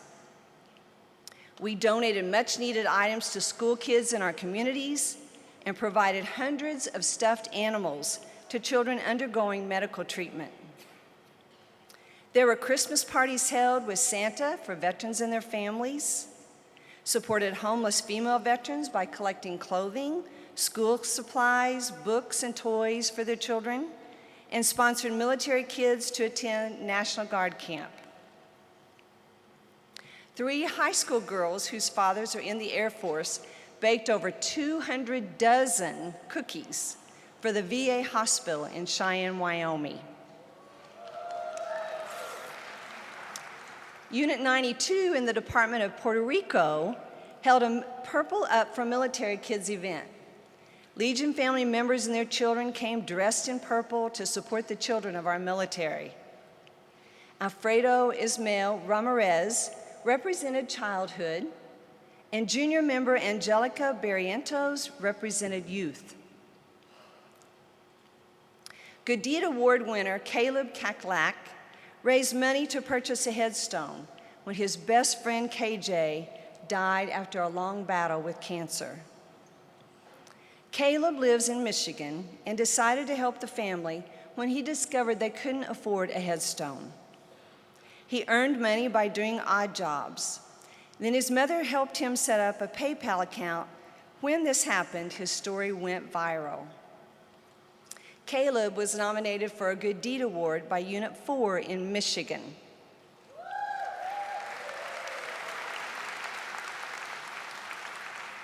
Another Good Deed Award winner was Connor Yant. This young SAL member from Nebraska sent care packages to our military overseas for his school community service project. And ALA junior member Audrina Rosales won a Good Deed Award for collecting and replacing over 400 American flags. And this young lady from Arizona also properly retires the flags that she collects. A New Mexico Youth Hero Award winner jumped out of his car at a busy intersection to help a lady who had fallen. 11th grader Nathan Wynn was on his way to work when he saw a blind woman fall in a crosswalk. Nathan said, "I just put my car in park, put my hazard lights on, and helped her up." And a big thing I want to tell everyone is just be kind. That's how our society can grow and get better. There were 200 more kids just like Caleb and Nathan this past year. There were more than 200 Good Deed and Youth Hero Award winners this past year. Awesome. It was reported that 80,000 members volunteered, over 200,000 hours, and served nearly 250,000 children, with $1.6 million being spent. Can you imagine how much higher these numbers would have been if everyone had reported?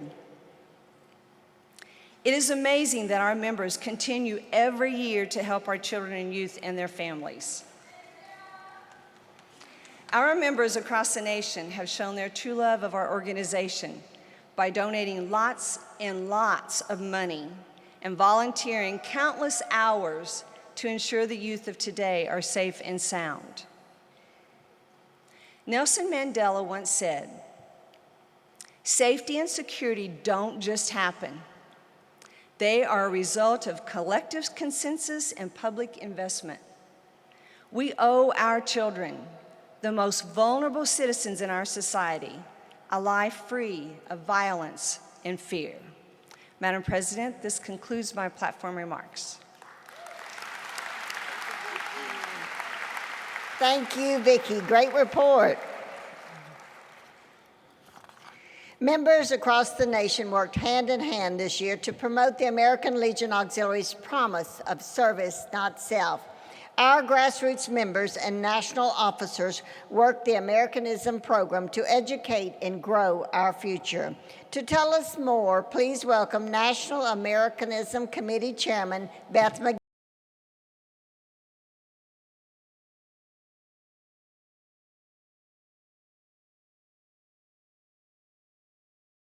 Good morning. Thank you, Madam National President. Americanism is not only a love of our country, but a way of life, especially for our members of our American Legion Auxiliary.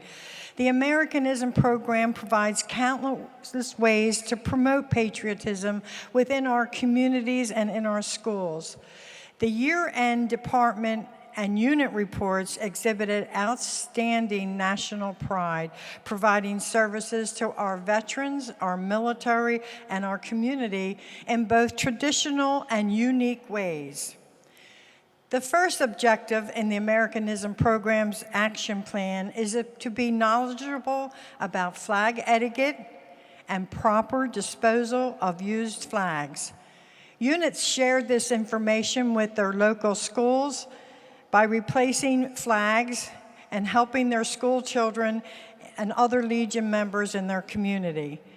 In the Department of Florida, units helped to replace school flags, provided flag coloring books, and held a coloring contest on Veterans Day. Florida, okay.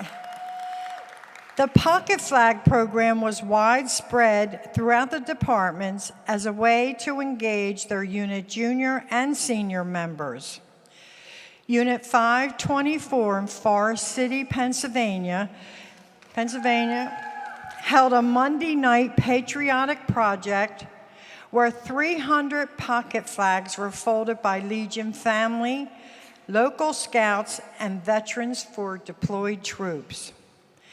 ALA Badger Girl State in Wisconsin incorporated the pocket flags into their veteran service project. Units assisted their post homes with flag retirement services by distributing Let's Be Right About flag etiquette books, small flags, and provided refreshments to those attending.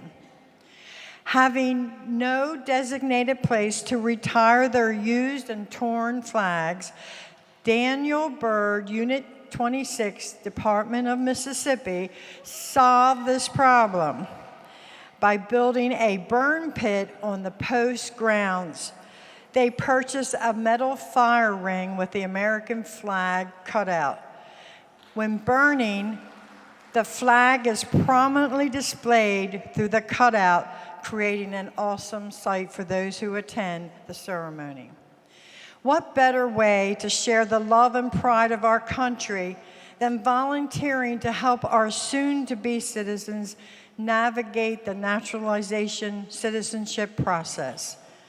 Auxiliary members helped individuals looking to become U.S. citizens by helping them with classes on reading, writing, and filling out applications. They attended naturalization ceremonies and provided refreshments and flags.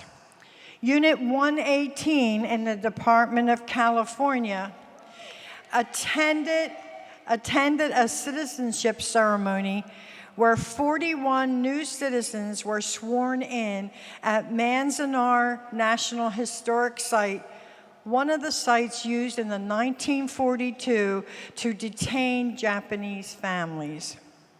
The second objective, increased participation in American Essay Contest. The theme this year, how can we address and prevent veteran homelessness in our communities, focused on helping our veterans. A significant number of school children and senior members participated and offered solutions to this social issue facing our veterans today. The 5th grade students at Millwood Elementary, Sumter Department of South Carolina, with the help of Sumter County Veterans Affairs Officer Valerie Brunson, used the theme as a learning tool. Students not only completed the essays, but also collected 61 blankets to provide comfort to homeless veterans in their area. The third objective is to promote the programs of the American Legion. Units and departments reported their involvement in Legion baseball, the oratorical contest, and junior shooting sports. In the Department of North Dakota, units managed concession stands at ball fields and helped clean up after the games. They also presented a plaque to the most outstanding senior player of the year. The oratorical contest this year saw 53 young people compete for the top prize in Indianapolis this spring. These contestants were all chosen at the department level, where auxiliary members help with judging, timekeeping, recruiting the candidates, and refreshments at the contest sites. Adrian Cronauer, the real Good Morning Vietnam DJ, said, "The American flag represents all of us and all the values that we hold dear."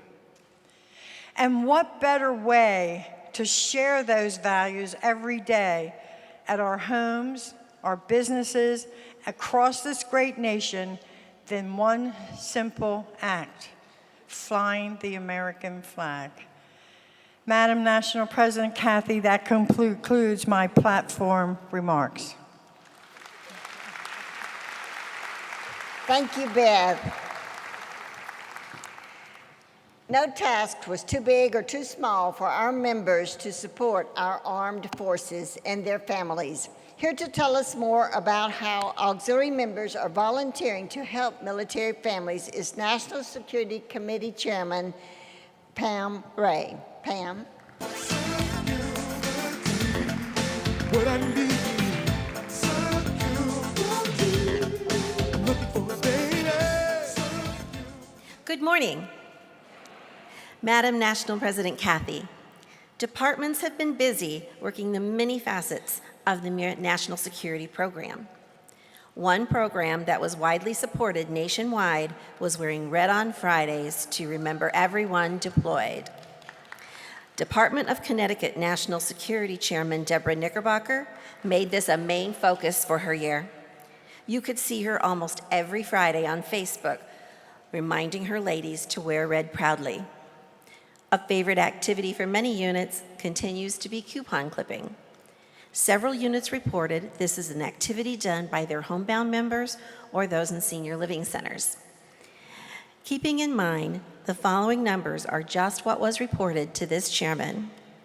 402 volunteers cut coupons that were sent to U.S. military bases here in the United States, Guam, U.S. troops in Japan, and to Troopons. So 48,170 hours later brought a cash value of $14,797,937.80.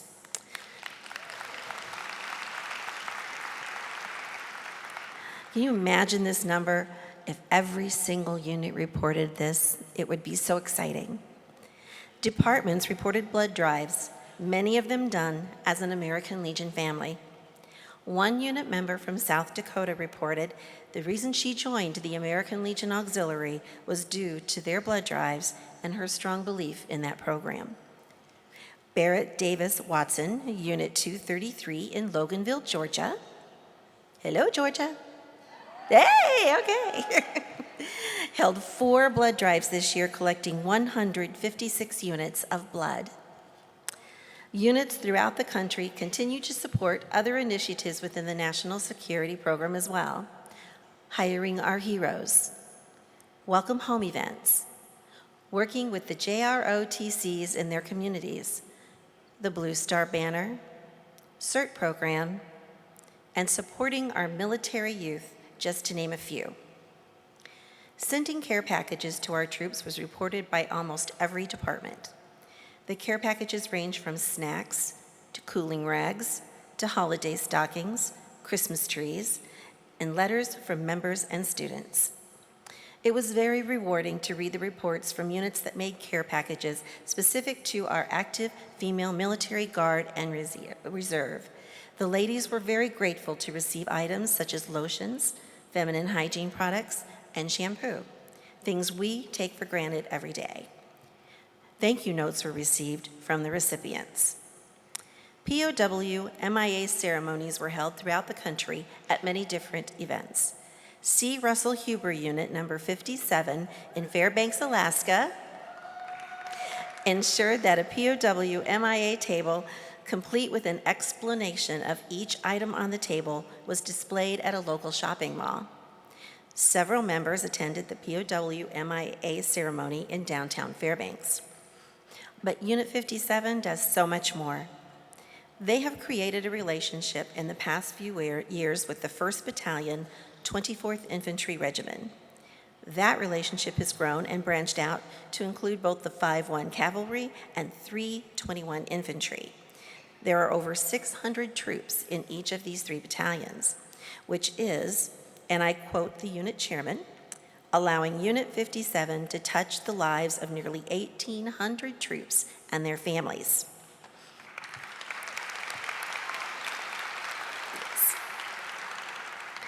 On Father's Day at the post, Unit 57 invited active duty members and their families to attend at no cost to them. During the Christmas holidays, Unit 57 members work with the 124th Infantry Battalion, FRG, to provide homemade cookies for the over 300 single soldiers. The unit doesn't stop there. They donated funds to purchase further cookies, baking supplies, and of course, candy canes. It is Christmas. The unit members worked with the FRG to individually wrap the cookies and deliver them to the soldiers. There were so many cookies left, they could also be shared with the married soldiers and their families. While their presence has given them some new members, they realize that their continued presence on Fort Wainwright assures that these soldiers and their families recognize the American Legion Auxiliary as the go-to organization for their needs. Congratulations, Unit 57.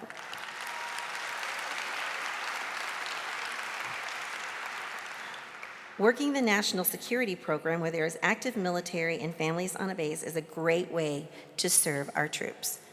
But what can you do if you live where there is not a military base? Well, you could provide yellow ribbon signs with the names of those serving in 3 communities. You could create holiday cards to send to those local men and women serving. You could recognize graduating seniors entering the military by providing them with red, white, and blue cords to wear at graduation. And of course, you could send care packages to those serving. That's what Liberty Unit 289 in Strasburg, Illinois does. This community of 467 citizens has an active and mighty ALA unit that is 115 members strong. Way to go, Strasburg. National Security is our program to serve the active military, Guard, and Reserve. It is clear to me, while reading all of the wonderful reports, that when it comes to national security, everyone is doing something. Madam President, this concludes my platform remarks.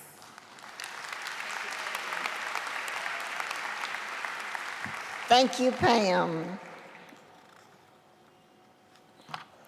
For a veteran, coming home is the beginning of a new journey, a transition to find a new normal. Here to tell you more about how our members comforted and cared for veterans during this transition is National Veterans Affairs and Rehabilitation Committee Chairman, Kathy Doddistel. I'm an American soldier, an American.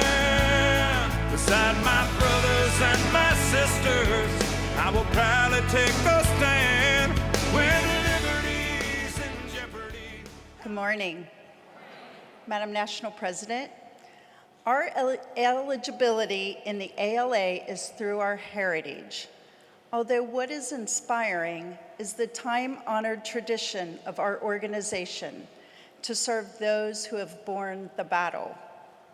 To us, VA&R isn't just a program, it is a way of life.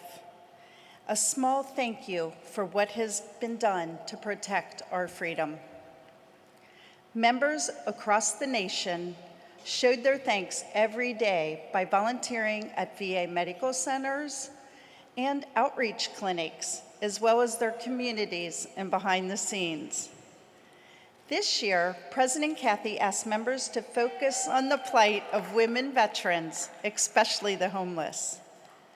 At VA facilities, ALA members provided funding for women-only wings and regularly donated their time and resources. At local stand-downs, members assisted in setting up female-only areas, provided spa-like experiences, as well as female-specific items, and even worked hard to provide female doctors and therapists.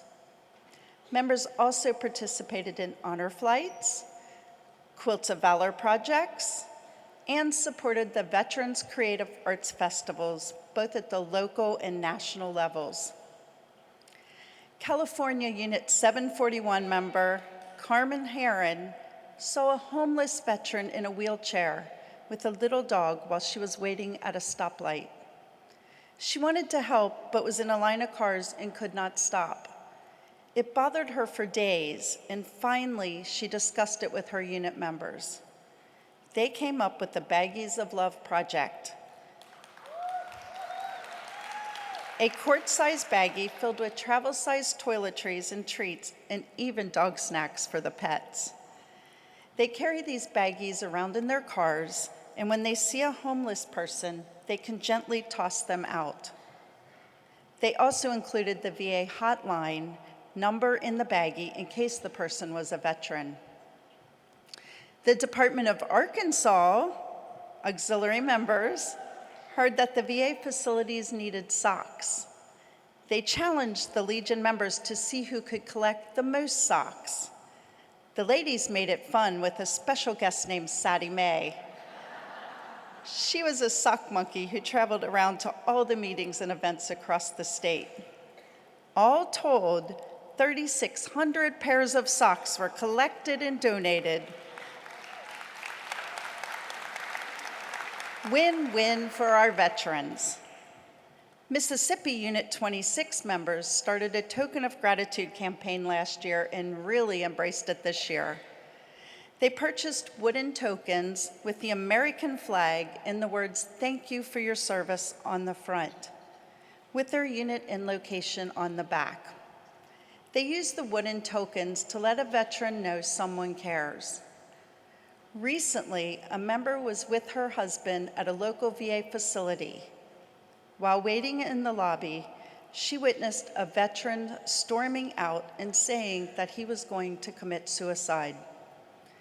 The member reached in her purse and gave the nurse that was going after him one of the tokens and said, "Tell him that someone cares. Every time he looks at it, he will know that someone loves him." The nurse caught the gentleman and gave him the token.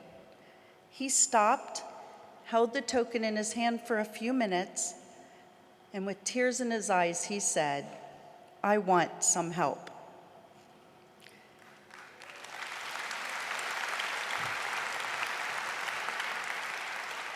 These are just a few of the many inspiring stories reported this year.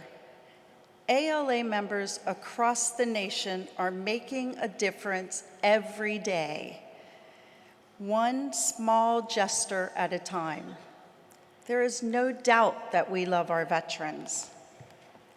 As Utah member Carrie Fisher states, and I am sure many of us agree, taking care of veterans is my why. This is why I am a member of the American Legion Auxiliary.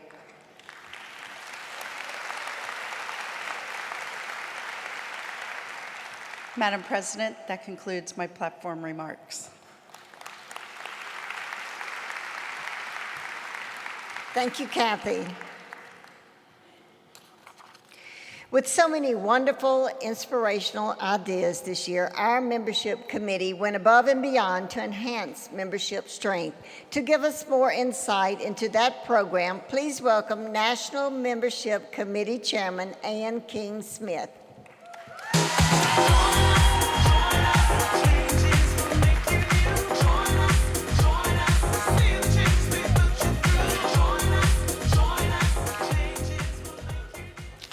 Good morning, National President Kathy.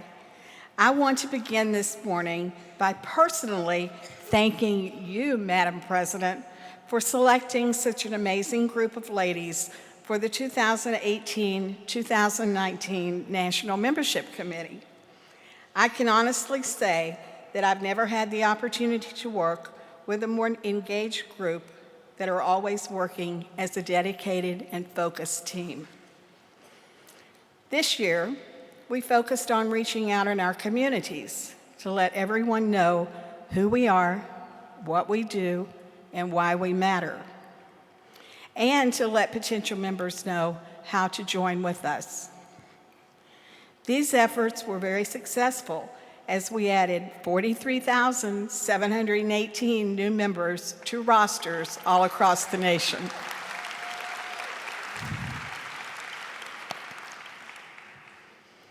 Join me while we look back at some very successful recruiting.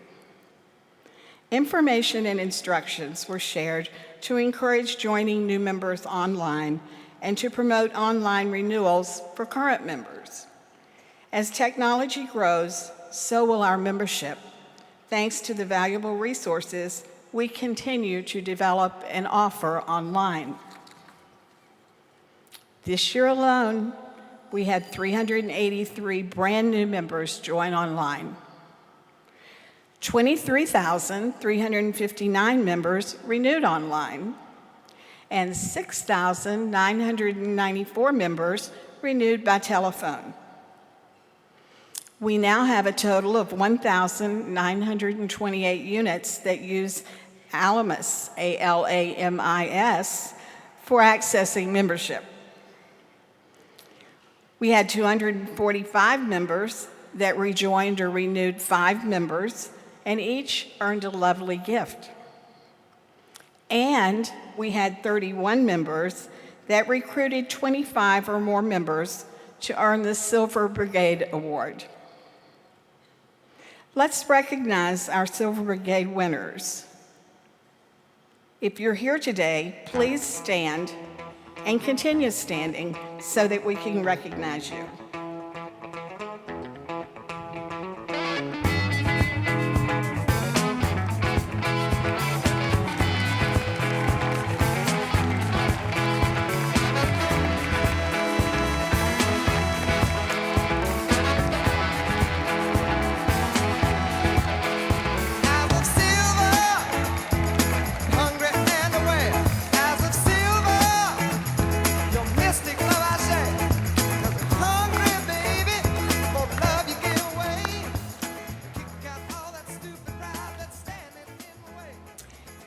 Thank you to all of our Silver Brigade winners.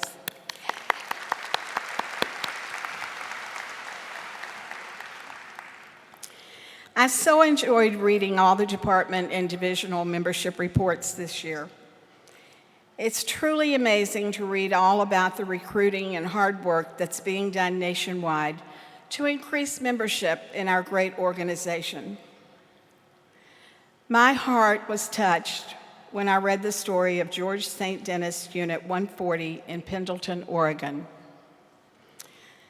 And I read how hard their members fought to save their unit, which was on the brink of closing.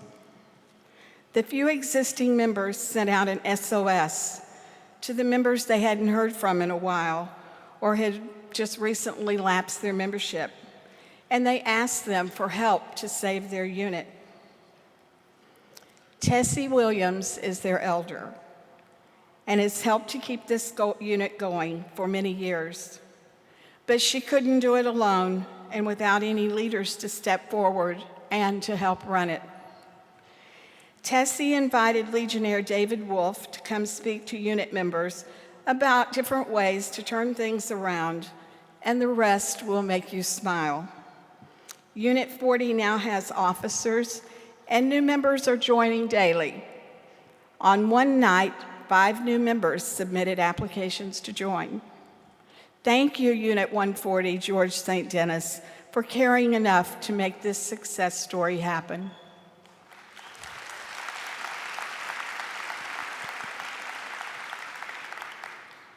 On another note, after many years of attempting to start a new unit in Merritt Island, Florida, it finally happened when National President Kathy Duncan signed their charter in November 2018. Unit 344 charter has 20 member names, which includes 10 brand new auxiliary members, 2 juniors, 1 female veteran, and 1 Gold Star mother. Their membership now has soared to 28 members strong. They declare, "We may be small, but we are mighty."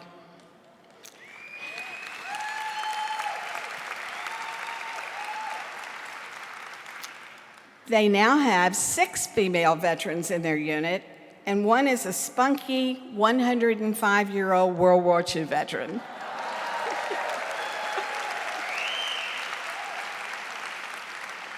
And by the way, yes, that's me chatting with her.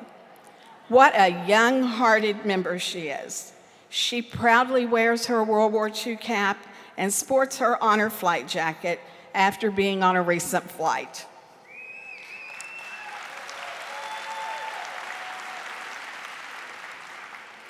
In December, only 1 month after their charter was signed, members distributed 150 meals to homeless and low-income veterans. The following month, members volunteered almost 400 hours organizing a local stand-down. They collected and sorted donations for this event and served as escorts for the veterans. Additionally, members collected clothing and created a veterans closet for the female veterans residing at a local transitional facility. On Wreaths Across America Day, members made 120 wreaths that were placed on the graves of veterans in local cemeteries to ensure that no veteran is ever forgotten. Unit 344 members participated in the Missing in America project, where veterans' cremains, which have been located at area funeral homes and hospitals but have never been claimed or properly interred, are laid to rest at the Cape Canaveral National Cemetery.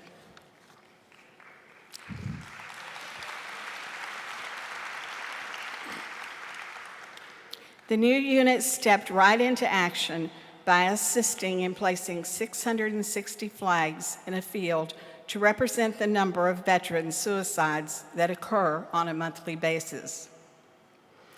These are only a few of the amazing things this brand new, and I repeat, brand new unit has accomplished in less than 1 year.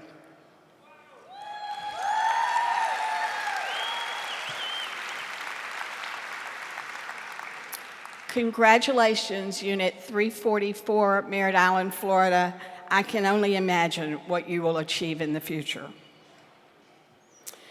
From the beginning, the membership committee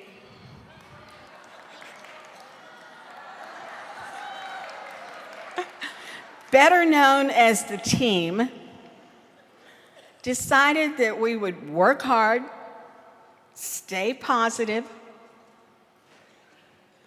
never give up, have fun, and pray for success. The fun part was contagious all over the country. Okay, sing it, girls. Our members, our wonderful members, you make us happy when you renew. Just renew early to keep you current.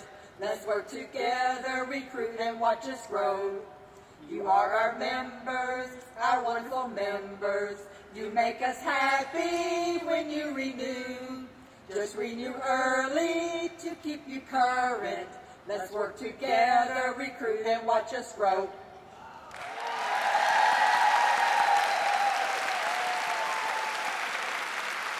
And by the way, that came from Department of North Carolina.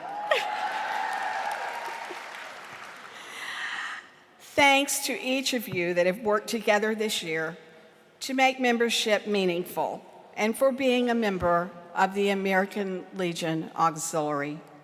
Madam National President, this concludes my platform remarks.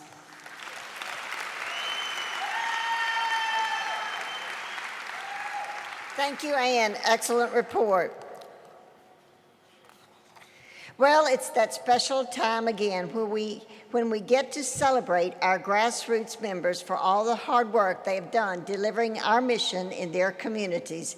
Remember, there will be a winning unit from every program that reported today. Would past National President and my friend Mary Davis come to the podium again?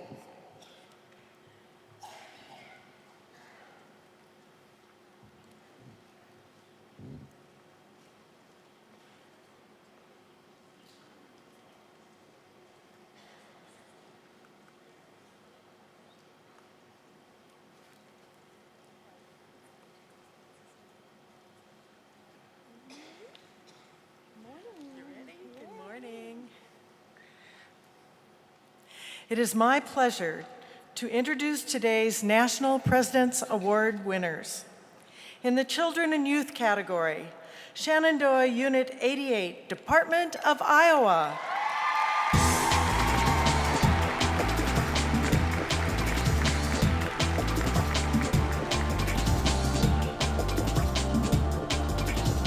President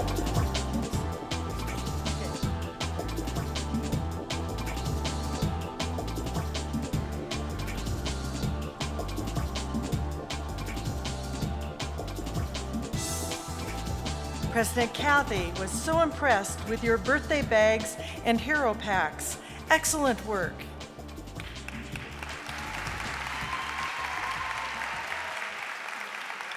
In the Americanism category, Dietrich Luhmann, Unit 360, Department of Pennsylvania.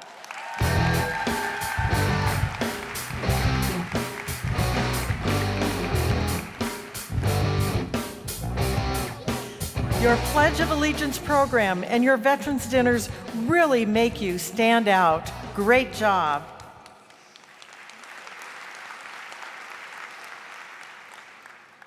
In the National Security category, DuPont Homes Unit 82, Department of New Hampshire.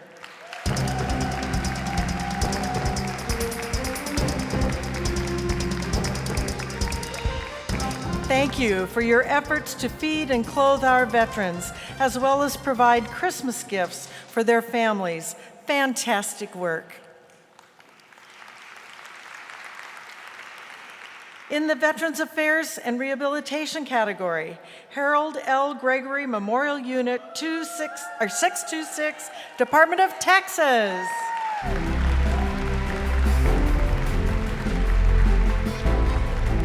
President Kathy loved your Vittles for Vets meals program and your VA gift shop work. Great job. Finally, in the membership category, your winning department is Department of Florida.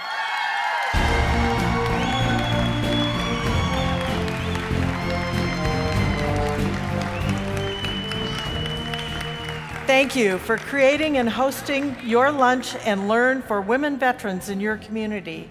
It was an awesome way to give back while gaining new members. What a wonderful idea. My guess is those new members helped you achieve 100% in membership. That is fantastic. Great job. How about one more round of applause for all of today's National President's Award for Excellence winners?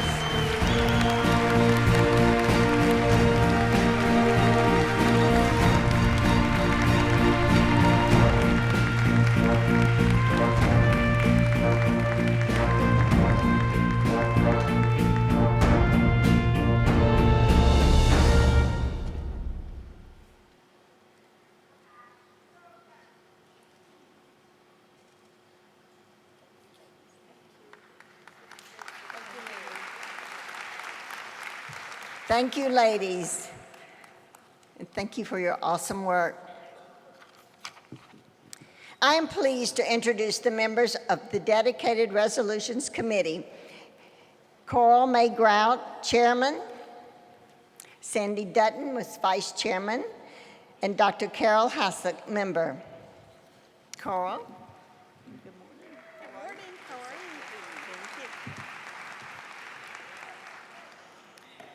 Madam National President, members and guests, the Pre-Convention Resolutions Committee met on Saturday, August 24th at the appointed time.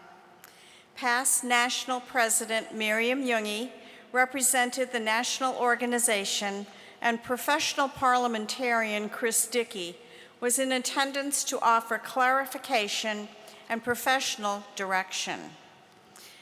Madam President, we have one courtesy resolution. Whereas the dedicated delegates, alternates, and guests have gathered in Indianapolis, Indiana for the ALA 99th National Convention to hear accomplishments of the world's largest patriotic organization and to show their dedication to serving our heroes in their membership and mission outreach efforts. And whereas the past national presidents, the national officers, national chairmen, and national committee members have shown their commitment to this great organization by promoting programs, mentoring new leaders, and celebrating a year of accomplishments. And whereas the national and local convention committees, the national headquarters staff, Convention Center staff, City of Indianapolis, and the members of the Department of Indiana have extended a warm hand of hospitality to all of us. And whereas we have been honored by many distinguished guests, including guests from the American Legion and the Sons of the American Legion National. And whereas President Kathy has chaired an inspiring and successful national convention, therefore, now be it resolved that this courtesy resolution express our heartfelt appreciation and grateful thanks to all named in this resolution who shared time with us.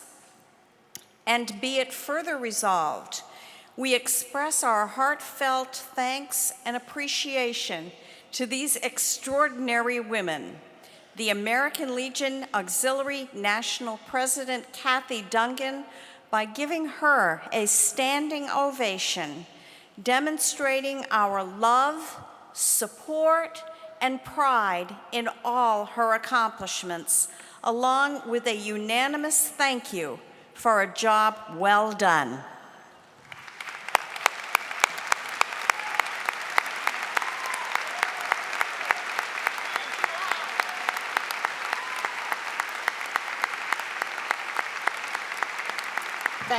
Thank you so much. I'm humbled. Thank you. With your applause, this courtesy resolution is adopted. Thank you, Coral. Madam National President, this concludes the resolution report. Thank you, ladies. Now, could we please prepare the stage for our special guest?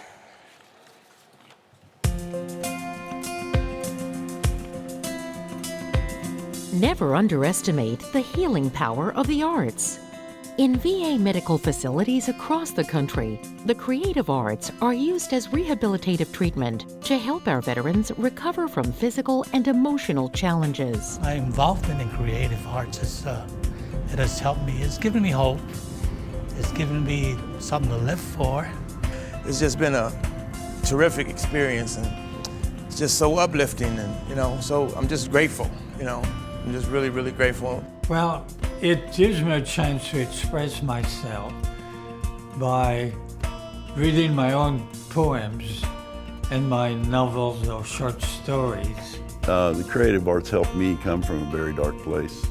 And your support, through donations of time and money, is making a difference in the lives of veterans all across the country. The National Veterans Creative Arts Festival, co-presented by the U.S. Department of Veterans Affairs and the American Legion Auxiliary, recognizes the accomplishments and recovery process of America's veterans through the creative arts therapy of dance, art, music, drama, and creative writing. In 2019, the festival will be held in Kalamazoo, Michigan, and will be hosted by the Battle Creek VA Medical Center. Over 120 VA medical facilities submit entries into the annual Creative Arts Competition. Gold medal winners from the national competition are invited to attend the National Festival for a week of workshops, rehearsals, fellowship, culminating in an art and writing exhibition, and a live stage show production. The competition is open to veterans who are enrolled at a VA medical center or outpatient clinic before entering local competitions. The therapeutic value to participants is striking. I think this is such a great therapy treatment.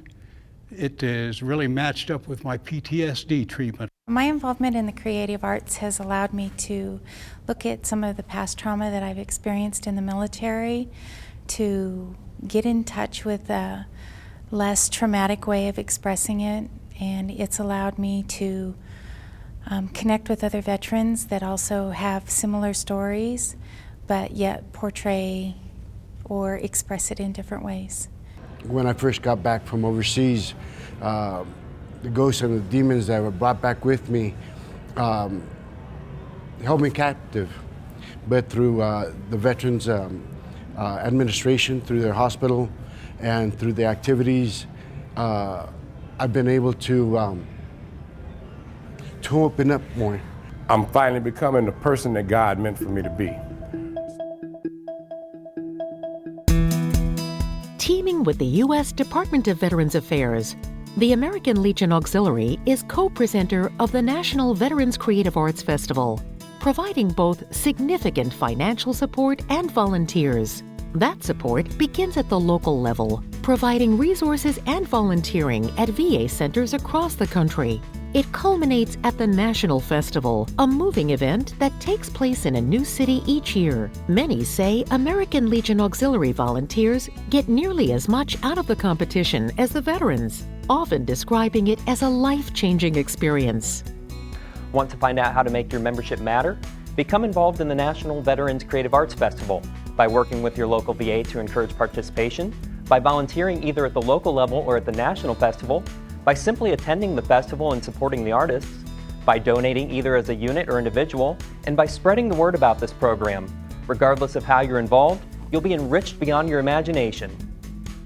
The public is invited to the art and writing exhibition and stage show performance on Sunday, November 3rd at Miller Auditorium on the campus of Western Michigan University. The art and writing exhibition opens at 12 noon and the stage show begins at 2 p.m. For complimentary tickets, call 269-966-5600, extension 33939. For more information about the National Veterans Creative Arts Competition and Festival, go to www.creativeartsfestival.va.gov. Learn how you can make your ALA membership matter by contacting American Legion Auxiliary National Headquarters. Use our main line at 317-569-4500 or on the web www.alaforveterans.org.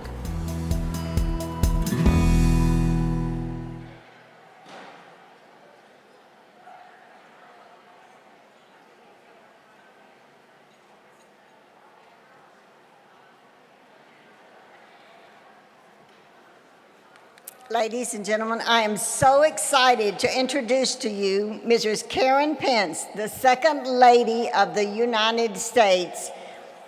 Mrs. Pence has an impressive lifetime of accomplishments ranging from educator and advocate, but she is joining us today as a proud military mom and advocate of our veterans.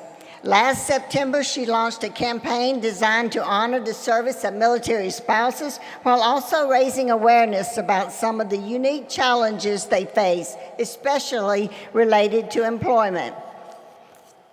Mrs. Pence's focus on military service members and their families make her the perfect person to receive our Public Spirit Award, an award that honors the efforts of very special people working to enhance the lives of our military and veterans.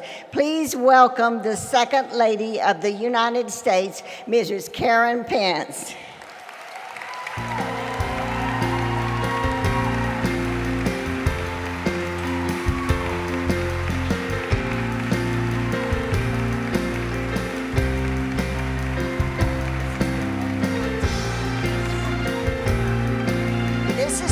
We'd like to present to you the Public Spirit Award. This is beautiful. Thank you. Can you stand here for the picture? Oh, yes. Is that what they told me?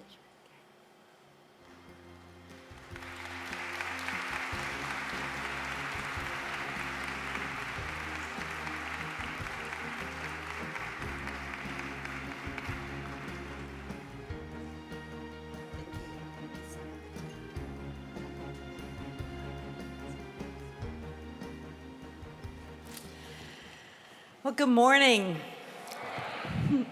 Thank you, Kathy, for that very kind introduction. It is so great. I just have to put this plug in at the beginning. It is so great to be back in my home state of Indiana. Go Hoosiers! But especially because I'm in a room full of people who have a heart for our armed services. You know, I know someone else who has a heart for our military, and he just wanted to come say hello today. So please welcome the Vice President, Mike Pence.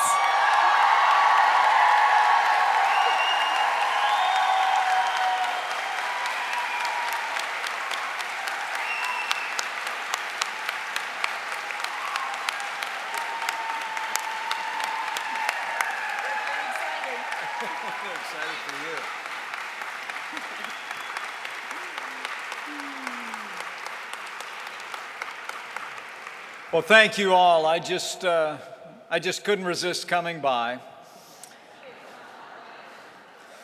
First and foremost, to say thank you to the American Legion Women's Auxiliary for all you do for America.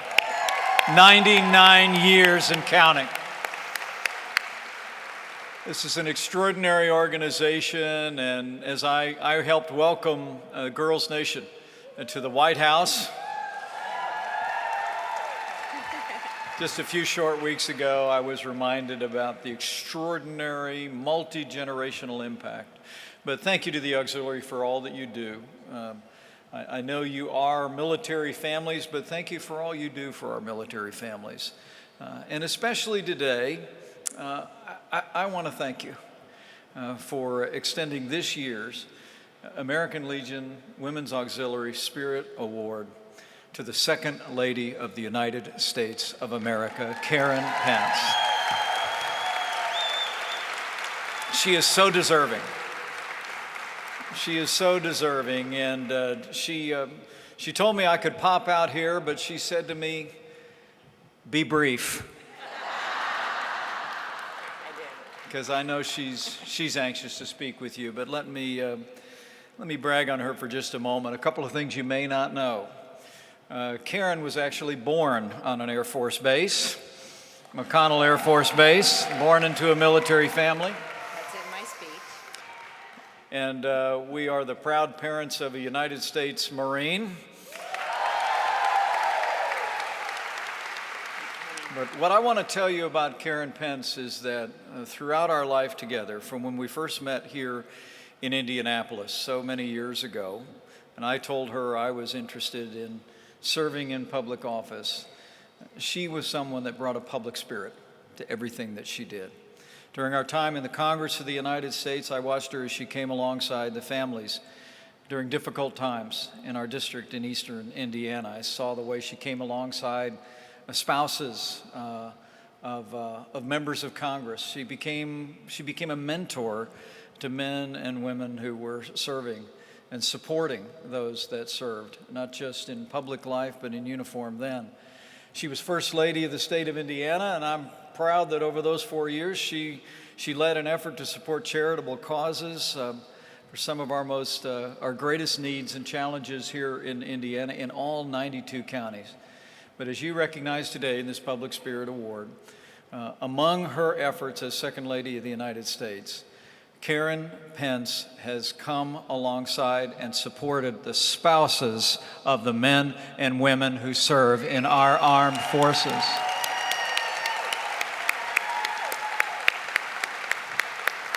Thank you. And I have to tell you, it's been humbling for me to watch her work. More than 60 meetings around the country, literally from coast to coast.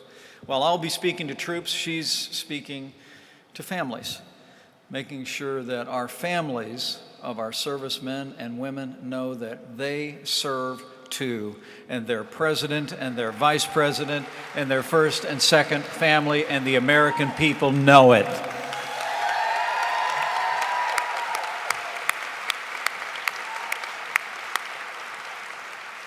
So I'll step out of the way and let you hear from the Spirit Award winner. But I want to thank you. Thank you for not just honoring my wonderful wife, our wonderful Second Lady, but thank you. Thank you for recognizing today someone who has a heart for military families and lives that out every single day to strengthen the lives of those families, their opportunities, and thereby strengthen the security of our nation. Thank you for honoring our Second Lady, Karen Pence. God bless you all.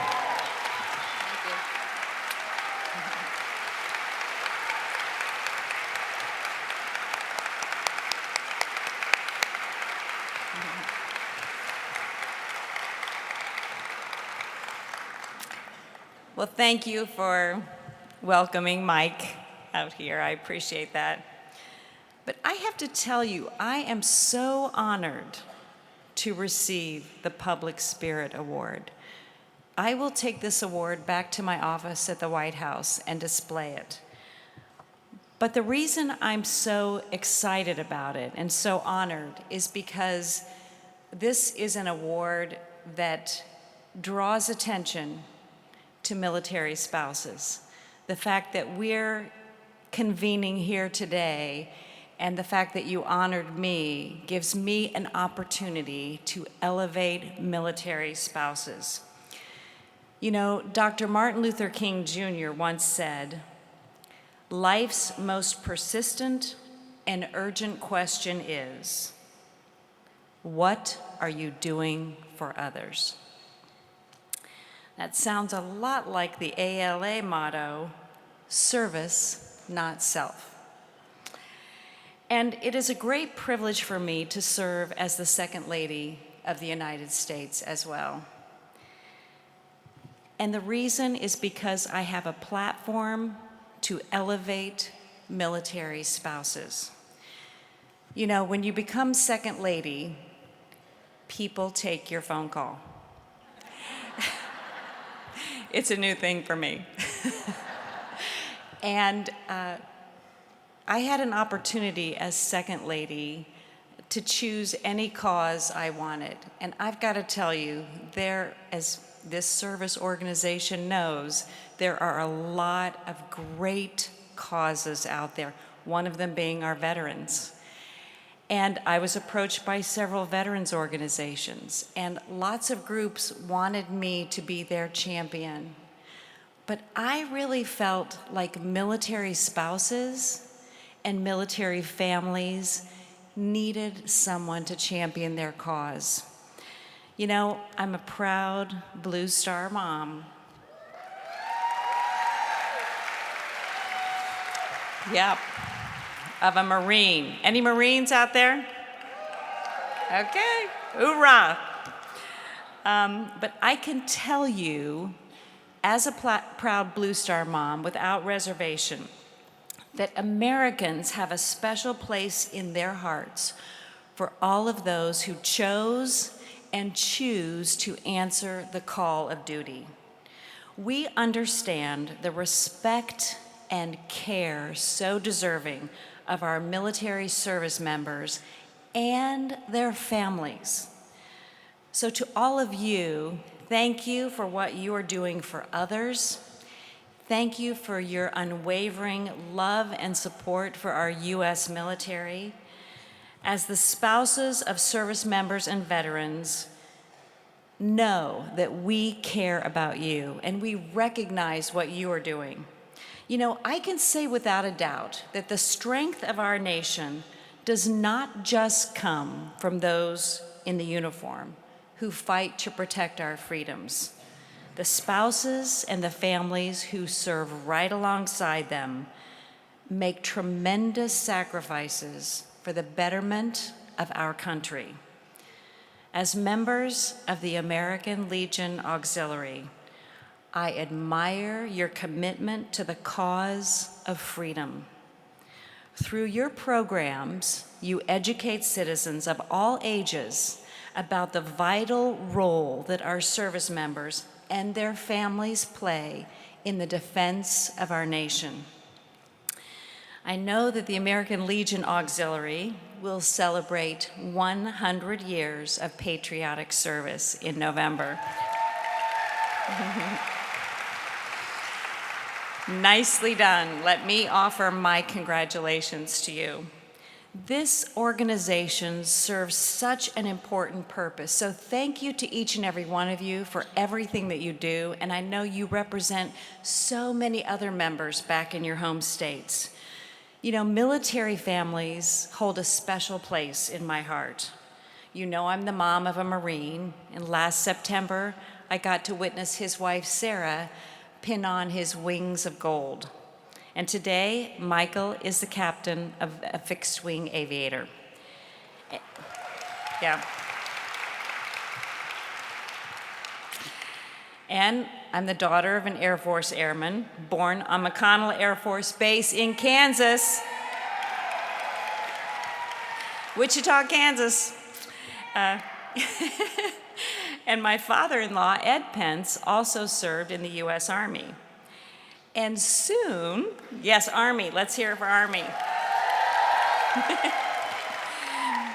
And soon we will have another military member in our family because our daughter Charlotte just got engaged to a Navy pilot. So we're pretty well covered at our house. We're working towards Coast Guard, and then we'll have everybody covered. So I think you can tell that our family supports the military. But you know, when I became second lady, I decided to take on this initiative. And so last fall, I traveled to Fort Carson in Colorado Springs, okay, to launch an awareness campaign to elevate and encourage military spouses. And since then, I have met with hundreds of military spouses across our country and around the world to say, we see you, we thank you, and we stand with you. Military spouses do so much for our nation. They make so many sacrifices without asking for very much in return. They experience frequent moves, job changes, periods of being a single parent while their loved one is deployed, all while exhibiting pride, strength, and determination. Spouses are the backbone of our military families, and they contribute directly to the strength and readiness of our armed forces.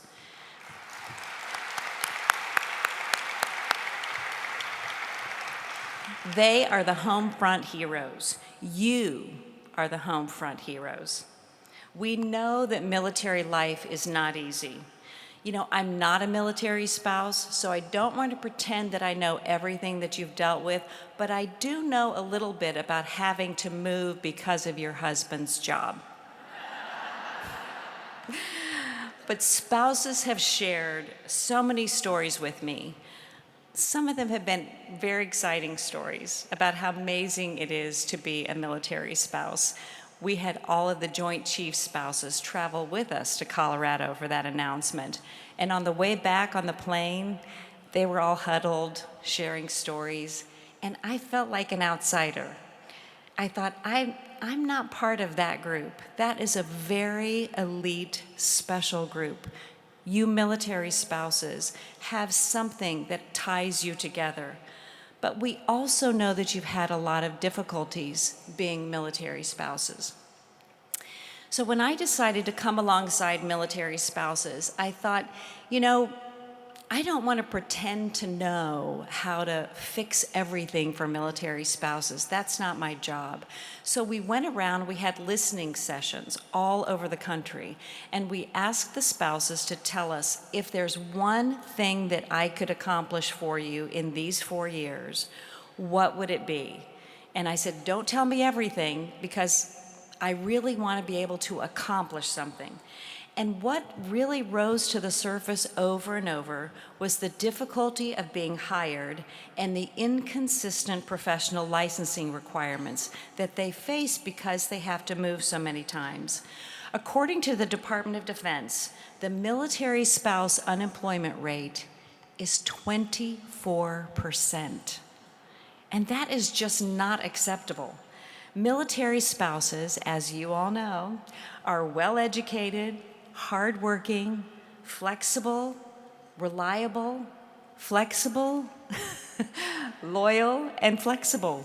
I mean, these are the kind of people that we want to hire. These are the kind of employees that people want to have. Employers who hire these spouses benefit from their tremendous talent and their breadth of experience. Military spouse employment is a very important aspect of a strong and resilient military family. We know that if spouses aren't happy, they're going to say, it's time for you to get out of the service. It's my turn. I want a career too. And we don't want that to happen. Number one, because we want to keep our military strong. But number two, it's the right thing to do for these spouses. We want our spouses to be fulfilled in careers.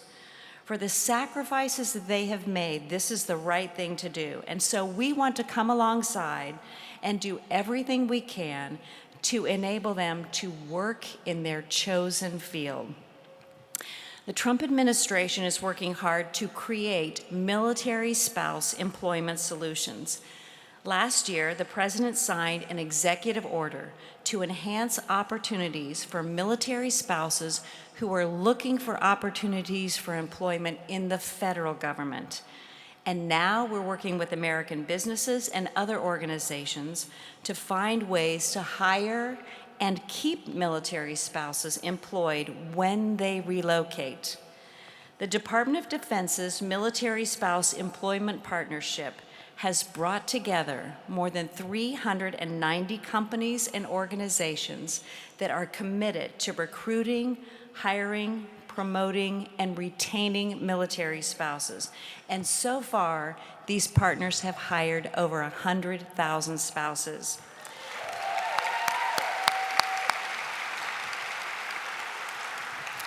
In May, I hosted a business summit at the Eisenhower Executive Office building at the White House, and we brought together 46 businesses from across the United States to brainstorm ways that they could hire military spouses.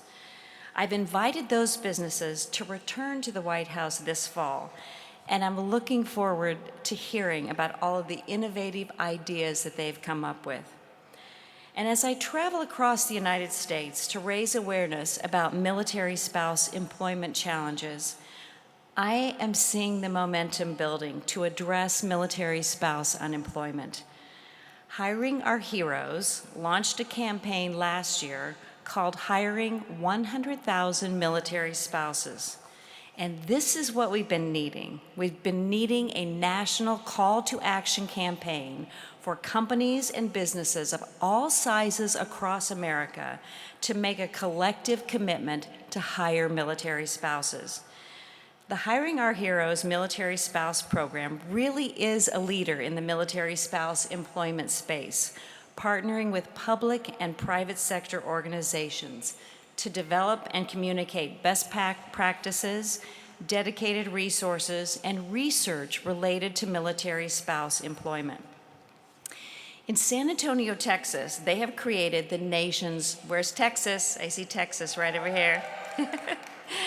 They have created the nation's first ever Hiring Our Heroes Military Spouse Economic Empowerment Zone. I joined Hiring Our Heroes and USAA in Texas just a few months ago to celebrate the first anniversary of the nation's first ever Military Spouse Economic Empowerment Zone. And it was so much fun to go and celebrate their year anniversary because spouses were able to share with me, in the past year, I've gotten employment. Now I'm working in healthcare. Now I'm working as a teacher. Now I'm working in this area. The goal of the Empowerment Zone, if any other states are interested in getting them started, is to bring together local community leadership with industry leaders to develop workforce solutions for military spouses. But the empowerment zones are more than just the jobs. They're also focused on changing the way an organization views military spouses as employees, and that's what's so key here. Today, there are military spouse economic empowerment zones in other areas of the country as well. Places like, are you ready? Let's hear if your state has it. Washington, Georgia, North Carolina, And there is room for many, many more economic empowerment zones for military spouse employment. So in closing, know that the Trump administration and Mike and Karen Pence value our veterans. We value our active service members. We value their families. We value their children and their spouses. We are so proud of our armed forces. And we know that the spouses are the backbone of the military families. And yeah. And as I said before, and I'm going to say it again, they contribute directly to our armed forces, not indirectly, directly. You know, we know that if you send your spouse off motivated, it's okay, we're going to be fine here at home, they're going to be able to focus on their missions. They're going to be able to fight and protect our freedoms. And that's not always easy to do when you're struggling to keep everything going at home.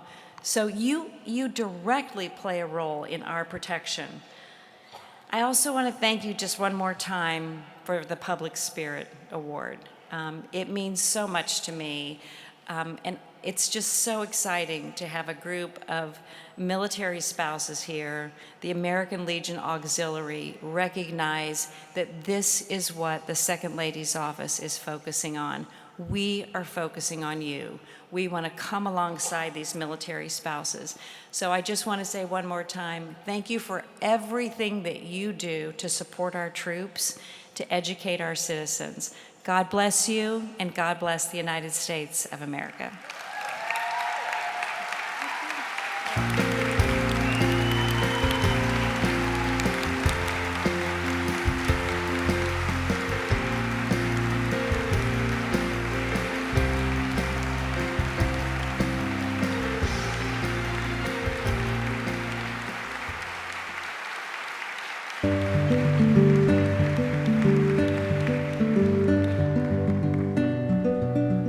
Montana, truly a beautiful American treasure. Nestled in central Montana is the little town of Judith Gap, filled with good, caring, hardworking people. The town is miles away from a grocery store, but in this quiet part of the world, you won't find a traffic jam, road rage, or indifference. The highways and countryside are void of litter. Just outside of town, they've harnessed the wind that blows briskly through the mountain valley. Each turbine generates enough electricity to power 350 to 400 homes. Children still attend the local school that's been in use since 1911. And the most noise you'll hear is the distant sound of a train weaving through the mountains. The hard-working people of Judith Gap raise cattle, sheep, buffalo, and the American flag. Within Judith Gap, you'll find American Legion Auxiliary Unit and Post 70, located in a former bank building. Inside, auxiliary members started Flags on Main Street, a program designed to paint the town red, white, and blue on patriotic holidays. In 2014, our unit and our post lost members of the World War II generation. Their families donated memorials to us. That was the start of our Flags on Main Street project. Their goal was to fly a flag on every building, home, and structure on Main Street. We learned our patriotism from our World War II generation, and we thought what better way to honor them than to use their memorial money to purchase flags to put on Main Street. And on patriotic holidays, we show our patriotism by flying our flags. They involved the entire community. We asked our community members on Main Street if we could put flag holders on their buildings and residents. They were all enthusiastic about the program. I'm the owner of the Judith Gap Cafe. It makes me feel proud to display the flags on the highway. This truly is an American Legion family project. The Legionnaires have helped us with putting up the flag holders, the flags, and they've even donated their memorials to us. When the auxiliary came to us with their project, we were more than honored to help them out, and it really involved our full American Legion family. And they get the kids involved too, by tying in their Memorial Day flag distribution with their flag education project at the local school. Even from their remote location, the word of this project quickly spread. We've been doing it for a couple of years. This spring, a lady passing through noticed our flags on Main Street, turned around, came back, took some pictures, posted them on You Know You're in Montana When, and it went viral from there. Students and community members that grew up here posted it on their Facebook, and it spread from there. The amazing part of this program has been the enthusiasm that everyone has shown for it. The Legion, the auxiliary, the townspeople, and when we see those flags, those red, white, and blue flags waving on our streets, we can't help but feel pride in America. A portion of the funding came from my mom's memorial. And when I see those flags flying, I am just so proud, and it makes me feel so wonderful to be a part of Judith Gap. Unit 70's patriotic display is just one example of the great work smaller American Legion auxiliary units accomplish every day throughout our country, further showing the reason we are the world's largest women's patriotic service organization.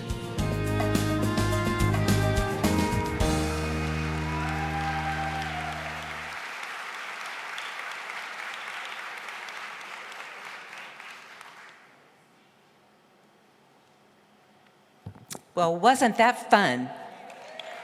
And what a nice surprise the Vice President came to grace our stage. It was very generous of his time. But what I really want to know is, anybody get tackled? William almost did backstage. Okay, so some announcements. A ring was turned in, I'll give it to Lost and Found, but it's looks like rubies and diamonds that was found at table 103 last night at the Commander's Banquet. Looks nice, maybe I'll keep it. The mail room will be closing at 12:30, and there are some new things in there, so please make sure you have your delegation pages, go pick them up. Okay, tomorrow morning is the post-convention NEC meeting, and it'll be at 8:45 a.m. in rooms 109 and 110 here at the Convention Center. And this afternoon installation, we anticipate it starting at 2:30. And then we have the States Dinner tonight to honor this year. And that's at 6 p.m. is the head table reception for those that are invited to that. And then it will begin at 7 p.m. in halls J and K. Now, and in terms of the installation, tomorrow there'll be reserved seating for a variety of people, like the Department of Iowa and Kentucky and Central and Southern Division and past national presidents and department presidents. So when you come in, just look for somebody in an Iowa shirt to tell you where to go. Okay, and the drum roll for money. We are just now $100 short of reaching $15,000 for Giving Tuesday.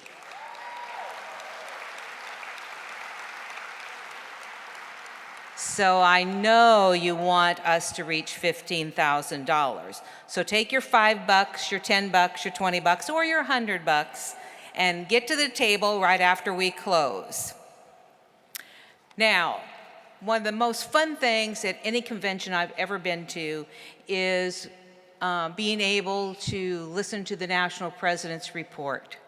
So, Madam President, I believe it's about time are you ready to share your fantastic year in your report to us?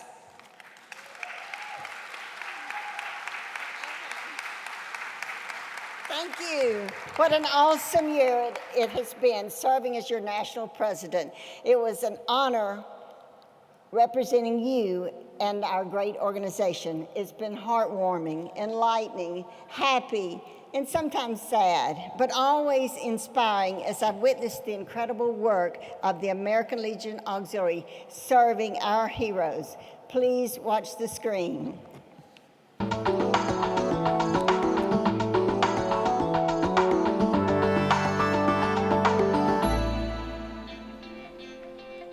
Friends, it is time for me to say goodbye. It's been a wonderful year, one that I will never forget. I've made so many friendships during my travels. Thank you for following along with me and supporting me on the awesome journey.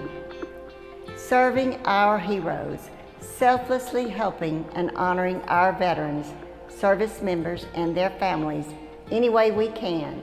That, in a nutshell, is our mission. It's what the American Legion Auxiliary has been doing for 99 years and what this auxiliary will be doing in the next century and beyond. I believe our organization's tradition of service, not self, will endure longer than the lifetime of anyone within the sound of my voice. During my official visits around the country, I had the privilege of seeing some of the awesome mission-based work done by our members, our mission in motion with our hearts in every action. Our members often achieve these things while working alongside the American Legion and the Sons of the American Legion. The same has been happening at the national leadership level.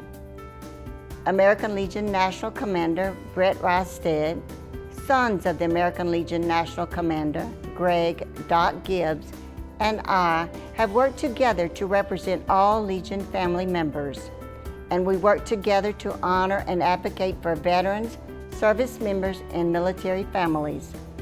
For example, the National Commanders and I paid respects to America's fallen military service members laid to rest in the National Memorial Cemetery of the Pacific, commonly called Hawaii's Punch Bowl.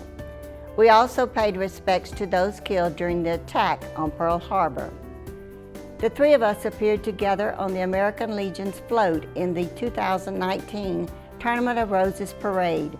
We were accompanied on the float by other distinguished individuals, including 4 Medal of Honor recipients.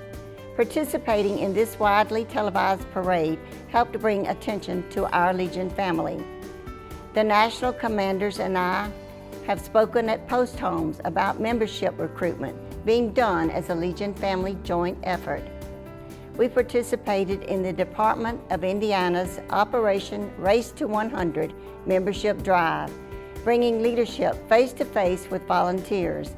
It was a 4-day trip covering nearly 1,000 miles. What an exciting and memorable time we had.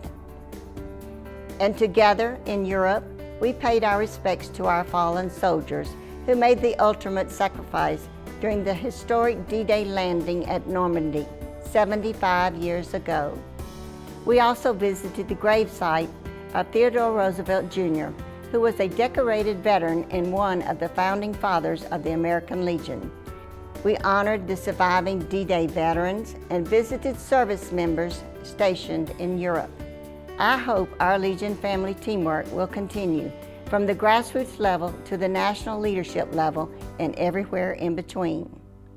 In keeping with this year's special focus on female veterans and their specific issues and challenges, I was able to spend time with many of them during my official visits.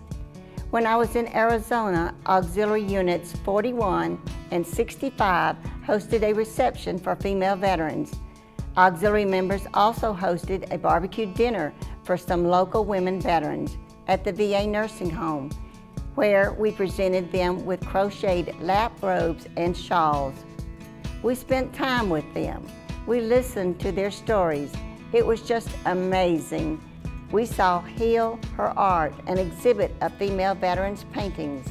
the project, funded partially by an American Legion Auxiliary Foundation grant, is a huge success. One special memory from my official visits is meeting one of the real Rosie the Riveters. Her name is Virginia Ball, and she is 94 years young. Her name fits her because she is a fireball. Virginia is an auxiliary member from the Department of Kansas. She is the epitome of service, not self.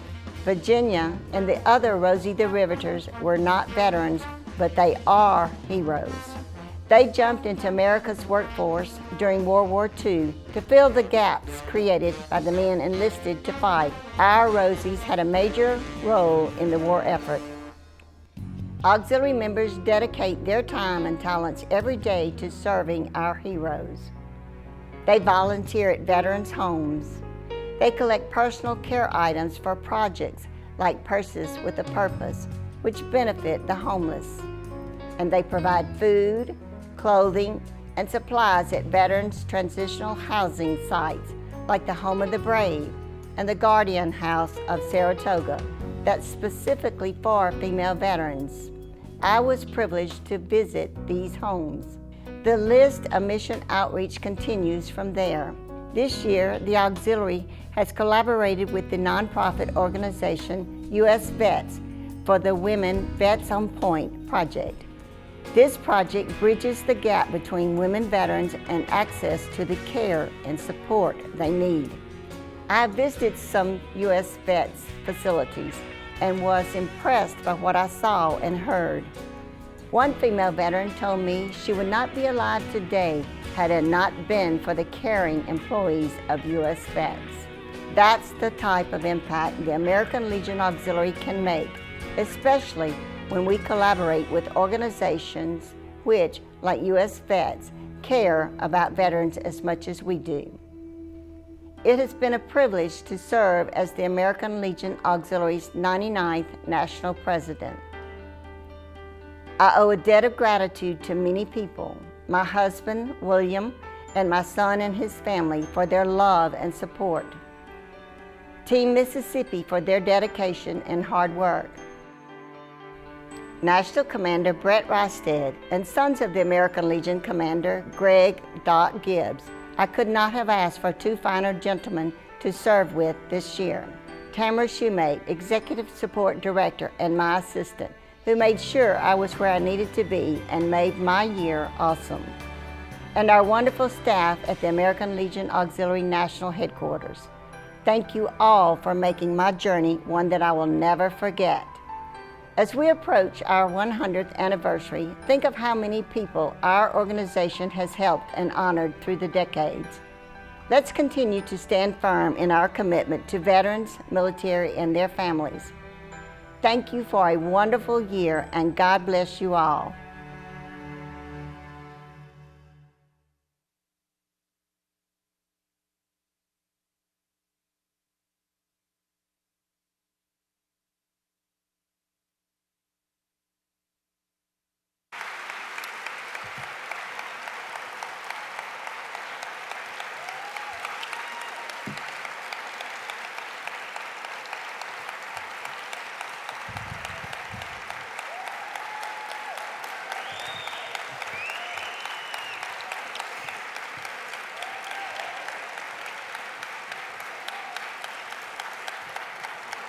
Thank you, everyone. I love you all. We are adjourned.